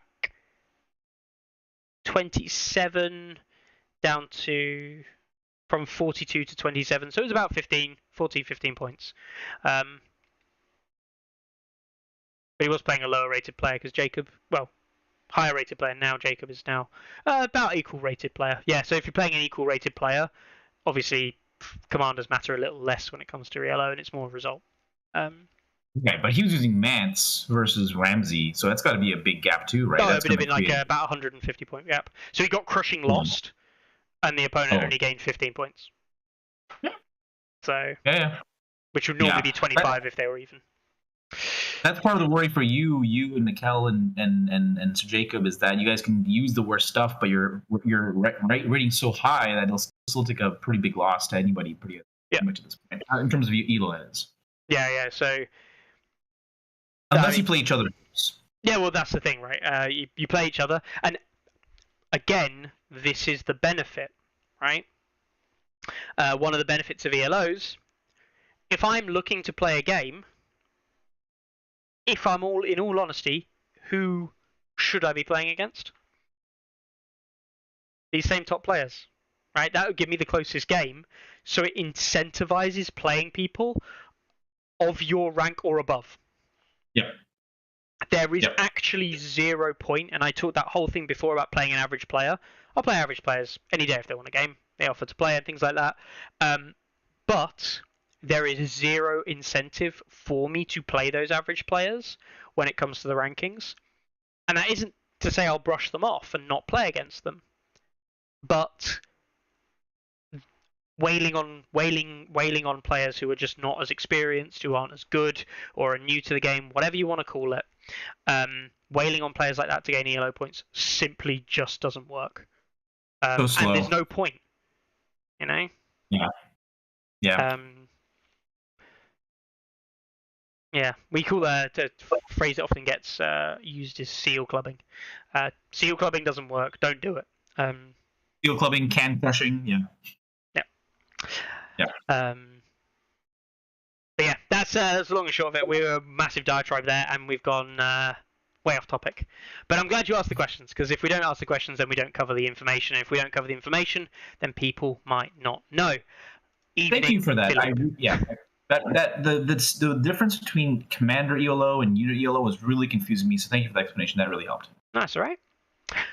So, should we get on to the last part of today, which is looking at tournaments, of course? Yeah. I'm going to change this and watch as you disappear. Are we ready? Oh, I said you'd disappear, and look, you disappeared. He's back, and he's bigger. Ooh. Surprise bigness. There we go. So, yes. So, events we've got coming up and past events. I did actually just want to look at the GT. I was following along with it a little bit over the weekend. Yeah, obviously it went really well. Oops. Whoa! I accidentally clicked create my own tournament. Let's not do that right now. Actually, there's a good question while we're talking about it. Thoughts on unit spam, says Matthew Malovich. Actually thought about this a lot myself, and I gotta say, I think I've talked about it before. You know, Song is incredibly well designed such that you don't often see unit spam. Not like 40k or other games where it's like, well, this thing is clearly the best. I'll take the maximum amount that I can. The way the tactics board interacts with the missions means that, you know, you want to take some cavalry, you want to take some archers, you want to take some units that can camp, you want to take some units that are cheap activations, you want to take some elite stuff. Generally speaking, you know, you are incentivized to actually take a diverse list, I'd say. Whereas, but that's not always true. You know, some lists do take more than one unit in multiples. Free Folk being one of them. They take a lot of raiders, perhaps. Greyjoys maybe with bowmen. But aside from that, you know, you see maybe doubles, but rarely do you see triples, I'd say, of any one unit.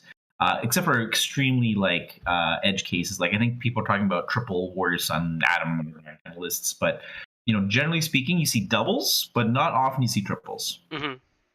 That is true. It is rarer to see triples. Doubles are quite common though. Yeah. Matthew's saying there he spammed Highgarden Riders and destroyed Night's Watch, or triple Rose Knights. People saying triple Heavy Cavalry and Glory Seeker is the other kind of skew that we saw, which Stee played. Now, a little bit of a caveat here. Stee went 3 for 3, I think, on day one with his Eddard list. And then they had a drink on the Saturday night and got pissed. So he says he was hanging out of his arse on Saturday morning when he played against Jacob.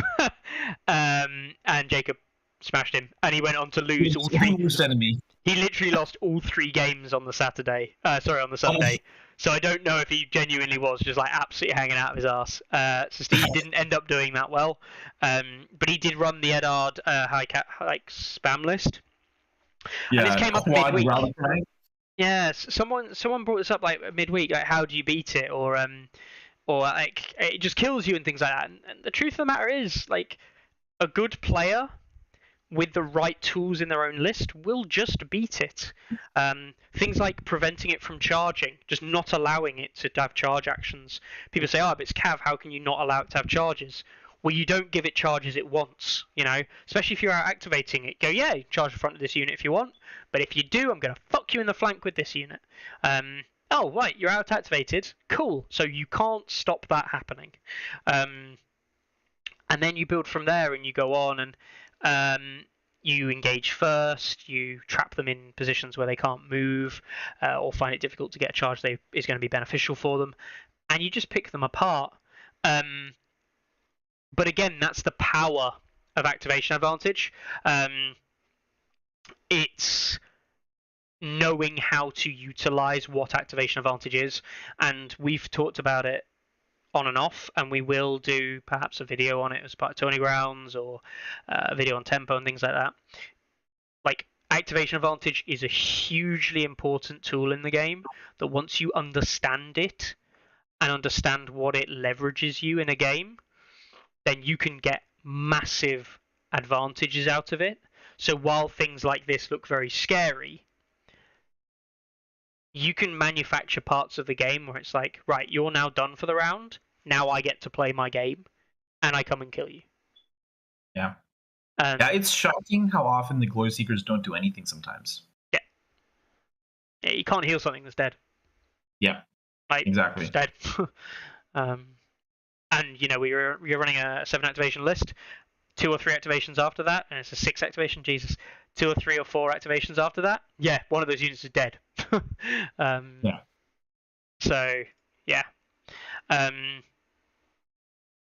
yeah. No, as a overall thing, yeah.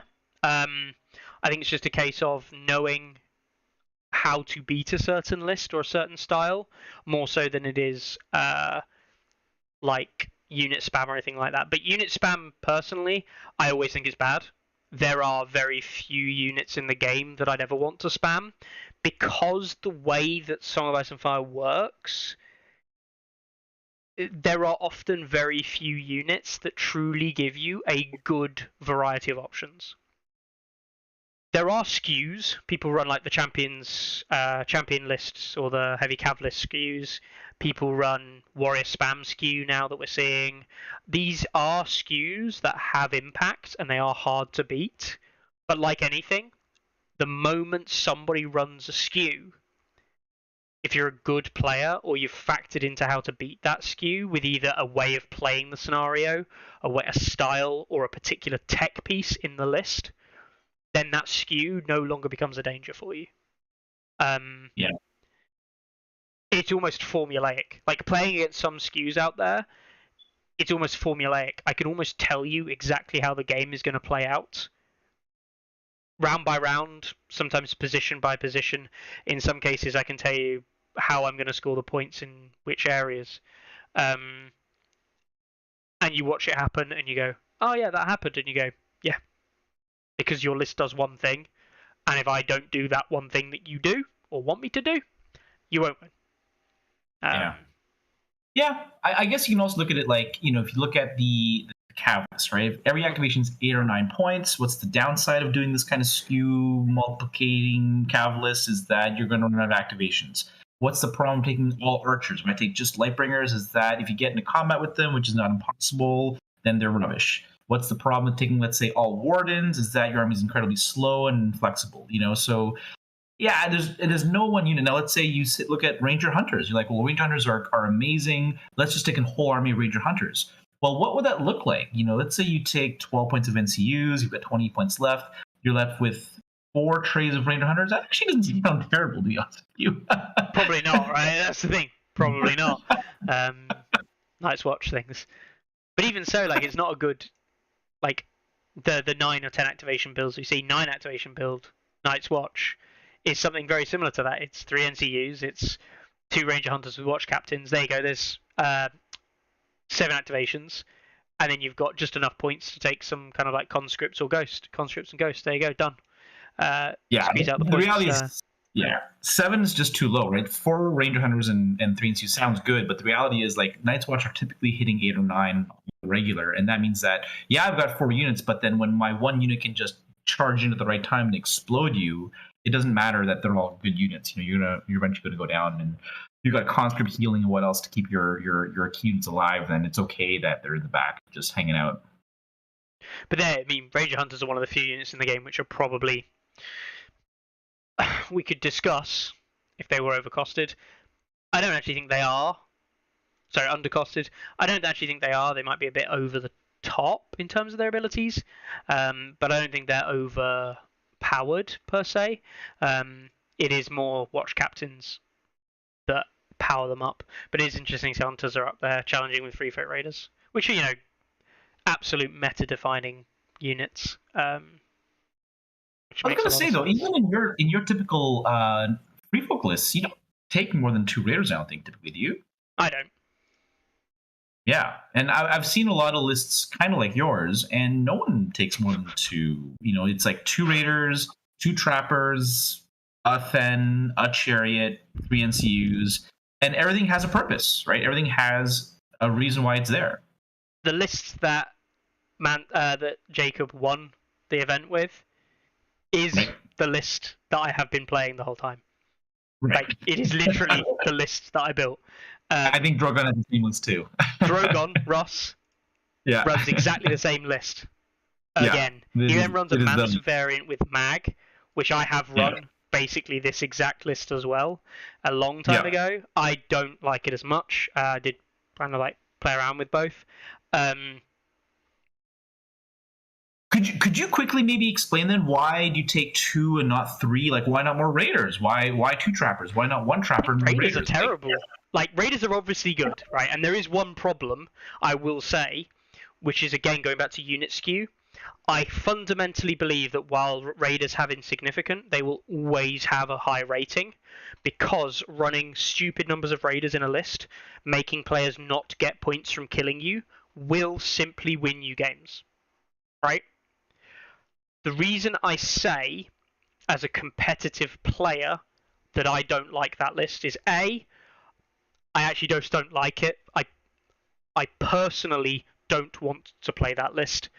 I don't think it's the most powerful list, and I don't think it's that good. I'd rather not play into the mechanic to win me the game. I'd rather try and outplay my opponent to win. That's a personal thing. I hate Raider spam. I hate it. That being said, I actually do think it's also weak into the game, in that I believe that it is possible to abuse those types of lists. And I have run into those lists, and I have abused them in the past by not playing into what they want to do, because I know the game plan, and I also know what the weaknesses are. That being said, they still will win games, because players will try and kill them, and they won't kill them fast enough, and the free-for player wins on objectives. So there's that.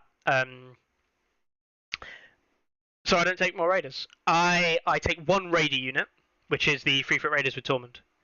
That's my 1 raider unit in the list, and you're probably saying there's a second raider unit there. Yes, I take Free Foot Raiders with a raid leader because I had 4 points, and I deliberately wanted an infantry unit that wasn't a trapper unit for what I wanted in the role. So I put Free Foot Raiders with a raid leader in there because it's insignificant partially, but also, actually, because I really want gang up. I really want the threat of gang up in the list. That's it. Every other slot in this list. The only reason I take Free Foot Raiders of Torment is because having a 2 morale with a Weirwood unit as a bolster in the middle of the board, I want the best armor save I can possibly afford, at cheap as I can possibly afford it. I don't want to pay 7 points for Thens doing that. It's too expensive. I'd rather play 5 points for Free Foot Raiders doing it for what the 1 extra point of morale and the 1 extra armor point and the hold the line damage isn't worth it. But I will run Thens with Harmer, because Thens with Harmer is a joke and is the dumbest shit ever to exist in the game. If you don't know why, Sentinel's fucking dumb when you've got things like hold the line, because you can force yourself to be engaged on not your activation, then you activate and hold the line and then kick the shit out of someone. There's that. And also, Harmer's just fucking stupid. If anyone's never seen and looked at Harmer, by the way, for 2 points, Sentinel's good, fine, 1 point ability, not particularly amazing. Anybody who knows anything about the game knows that movement matters. And when I played against Belisarius the other week, I said this to him in the post-game chat. Movement is how rank and flank games work. You win games by outmaneuvering your opponent. The dice rolling bit is largely irrelevant if you can outmaneuver your opponent, because their dice are statistically worse than yours. There are cases where that's not even, if their stats are just simply that much better, then you can't outmaneuver them, hence Old Awful. You just couldn't outmaneuver it. But Targs tried, and Targs could sometimes, as could Lannisters sometimes, and as could Free Folk Raider spam. But maneuverability, movement around the board is just another aspect of control. Use it. And being able to have an extra movement point, which is 2 extra movement inches on a march, and being able to pivot before marching is fucking nuts. Then you regret. Yep. And then you got Val. Yep. I actually very rarely use Val with this unit. Interestingly, because where Val falls in the turn structure, or in the round structure, usually means that you don't really want to Val this unit, because this is already in a position where it should have been earlier. But yes, like, the options are ridiculous. Plus Val, sounds really weird, Val isn't a maneuver anymore. Val nowadays is more like a retreat. Retreats are good. Retreats are very good. But yeah, so just 5 movement infantry unit. Make it 6 movement. Stick your grit on if you want. Make it 7 movement. Pivot in any direction you want. Ignore the rough terrain and go 14 inches in that direction. You're laughing. Your Cav. It's Cavalry, yeah. Yeah. Forget the Bear Riders. This is the real Cav. Yeah, this is for 8 points. Bear Cav. Instead, you can pay 7 for this, and this is better than Cav. The only difference is Cav can charge behind them, but if you're getting outmaneuvered like that as a free folk player, you've probably lost most of your line already, so you're probably going to lose the game anyway, so who gives a shit. So yeah, anyway, I think the list is very good. There's a reason I've played a hell of a lot of it, and it doesn't lose many games. As Jacob. Yeah, and I was going to say, in other games, I definitely spam. You know, when I look at playing 40k or 30k, yes, I spam Dread Knights and I spam Contender Dreadnoughts because they're amazing, right? But I don't spam in this game because you're not really incentivized to do so. You know, if it was the way to win, people would spam more often, but people don't. There have been cases where spam is good. You know, we arguably saw it last edition with Othel. It was like crossbowmen and conscripts. Any version of those two together with each other and watch captains, you win. To some extent, poor fellow spam for Lannisters a little bit. That's about it really. Probably. Obviously, in 1.6 was Direwolf spam. You could argue it was Dragon spam. Arguably, but obviously insignificant spam was Free Folk's like go-to 1.6 list. Anything like that. Yeah, but not today. Not today. No. Doug, how'd you beat the list? I can't tell you that, Doug. I can't tell you that. Maybe after the LGT. There are counters. I've said it before. I do think Drogo, specifically Targaryen Drogo, is a horrible matchup for Free Folk in general. There are ways that Free Folk can manipulate it, but if they're running an 8 activation Drogo list, there's a chance you're only 1 activation up on them, and they can hold an engagement range which you can't quite close. If the Targ player knows what they're doing and is a very good player, like equal skill, the Targ player can go ham with Drogo basically, and just go right assault orders, and if Drogo gets in to just killing lots of Free Folk off at the start of the game, then that is bad. That is bad for the Free Folk player. Ross says triple Lightbringers. Yes, I actually do believe the kind of like solution, inverted commas, that I came up to this is for Belisarius. I actually saved it because, I knew I'd use it at some point. And I don't even think this is a correct answer, right? But Stannis Baratheon, R'hllor's Queensmen, Lightbringer, Melisandre, Jack, and Tycho. And the idea of this list is that you are not going to stop them engaging with you. So you're not going to try and engage with them. Free Folk, one of the strengths that Free Folk has is they don't want to be engaged, and then they want to be engaged together in one go. One of the strengths that Baratheons have is being engaged, but Free Folk never want to be engaged against you until you've activated out, until they get to surround you. You're going to get out activated, you can't stop it, so don't fucking try. What you want is the largest amount of damage output without being engaged. And this is the largest amount of damage output that you can possibly have without being engaged. And you then have Stannis OTK and Queen's Men, because you can cycle those heal cards and those token cards, which are the only things you care about, because they work regardless of how engaged you are or are not. You can just keep cycling through them, get them going. And you just say, look, things are going to die, and you kill it that way. That's how I would do it. I think it's really cool. So I think Ross was telling me the same thing, and I'm like, I can see the point of this list, but I just can't. I don't want to buy 3 trays of Lightbringers. No. I don't believe. I don't believe this list is necessarily a good counter. Right? This is the thing. I come from it, and I kid you not, I come from it from the perspective of, I don't know if Baratheons can beat Free Folk if piloted properly. So I go, okay, what would I not want to see against me? And that would make me have to think a hell of a lot in terms of the game. And it would be this. And you just punish. Just constant punish. Nothing in Free Folk interacts with Melisandre, Jaqen, or Tycho. Except wilding diplomacy and things like that, which you can choose whether or not to burn 2 Melisandres all game, maybes. That's up to you. Nothing interacts with the shots except Sentinel. Like, shooting fucks Free Folk because they don't do anything against it. There's not a single Free Folk card in the deck, anything in the Free Folk roster, that does anything of when you are shot. Nothing. Except Sentinel, which is why I have in Sentinel in basically every single Free Folk list.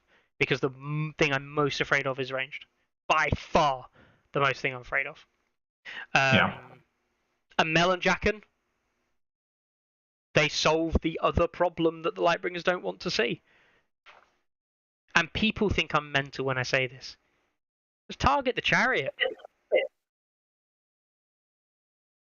It's the same morale as everything. Well, it's the same morale as everything else, right? I'm just saying, like, it's so fast, it's hard to actually get a beat on you. But my point is, like, Mel and Jaqen, they don't do matter where you are. Oh, sorry, I mean with the Mel. Yeah, might as well. If everything's morale 5, target the activation with 6 wounds rather than one with 12. Yeah.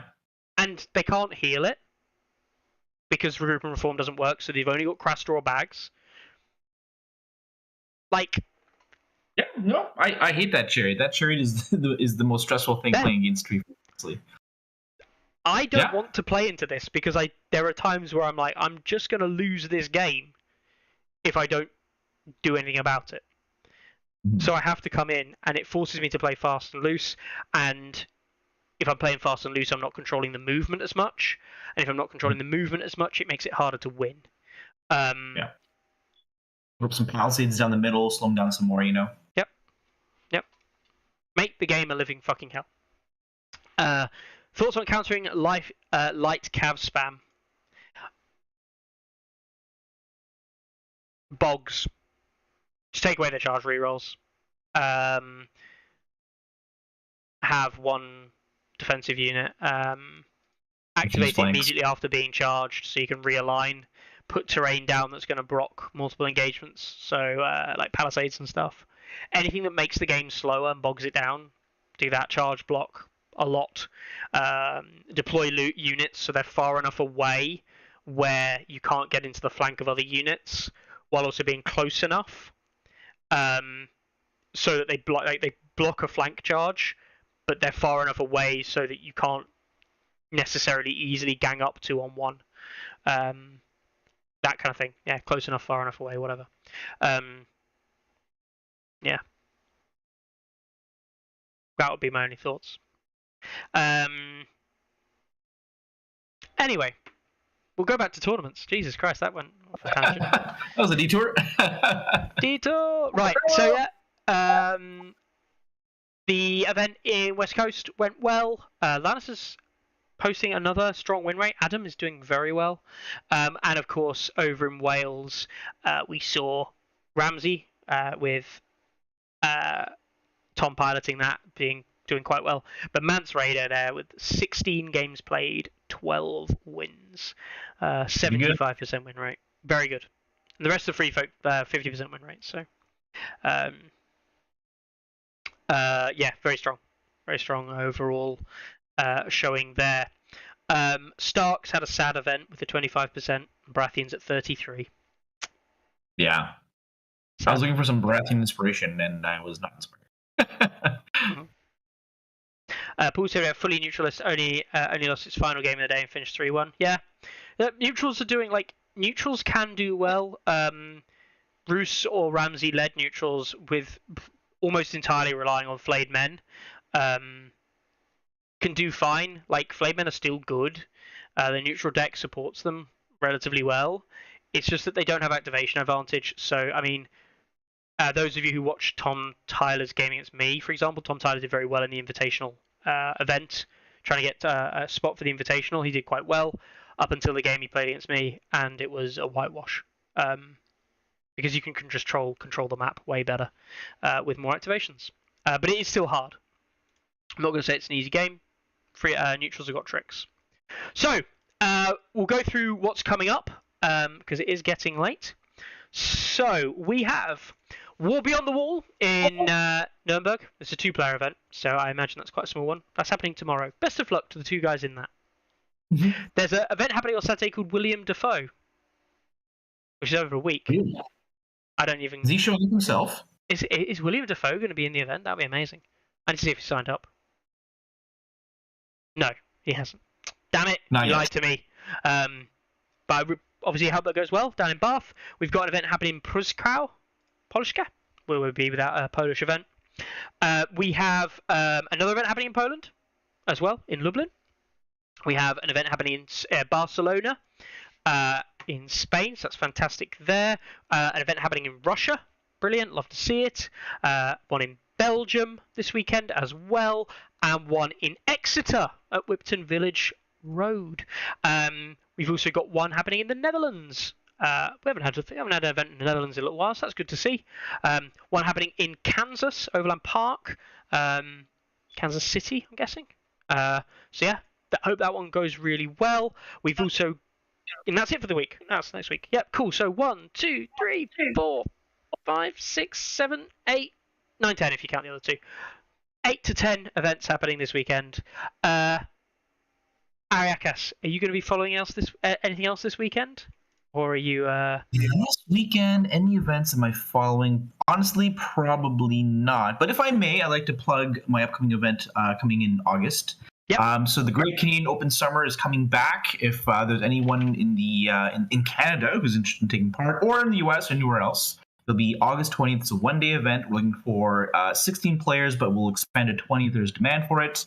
And yeah, hope to see everyone there. You know, we're very jealous that the US have their nationals and other countries have their nationals. One day we hope to get there as well. And this is just my attempt to sort of coalesce and bring people from all across Canada together. We've already got players from Southern Ontario, Quebec, and the Maritimes coming over, and we'd love to see people from elsewhere take part as well. So anyone's invited to take part, come on down and test your mettle in our nation's capital.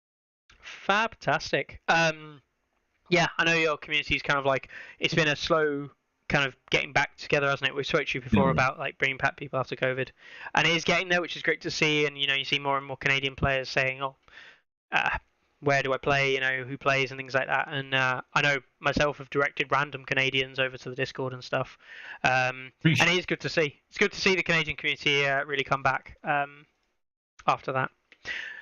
So yes, thank you very much, Clarence. You'll probably be on again relatively soon, obviously while Carlo's away. So we will have you back. We'll have some other topics to talk about very soon, no doubt. But on this note, I do have to say a bit of a... Well, I'm going to make the statement now, the reveal now.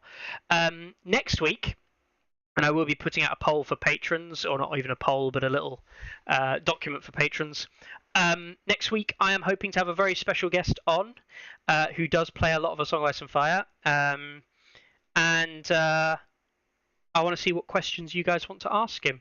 So do come down for next week. I hope it's going to be a great show with Scott, the Miniature Maniac. So we'll have him in on Monday, ask him a load of questions about not just hobby and things like that, although we'll cover a little bit of hobby as we normally would. I've got a special treat for him, and we'll go through his experience of playing Song, his live streams and stuff, and how he enjoys what he enjoys playing, how he's wants to shake it up a little bit. And just generally chat to him about the game itself, where he thinks it's at, and what his plans for it in the future are. So yeah, we'll do that next week, hopefully. Yeah, have a good one. Okay. Ready? Aim! There's too many. Anyone see my mammoth? Stumpy!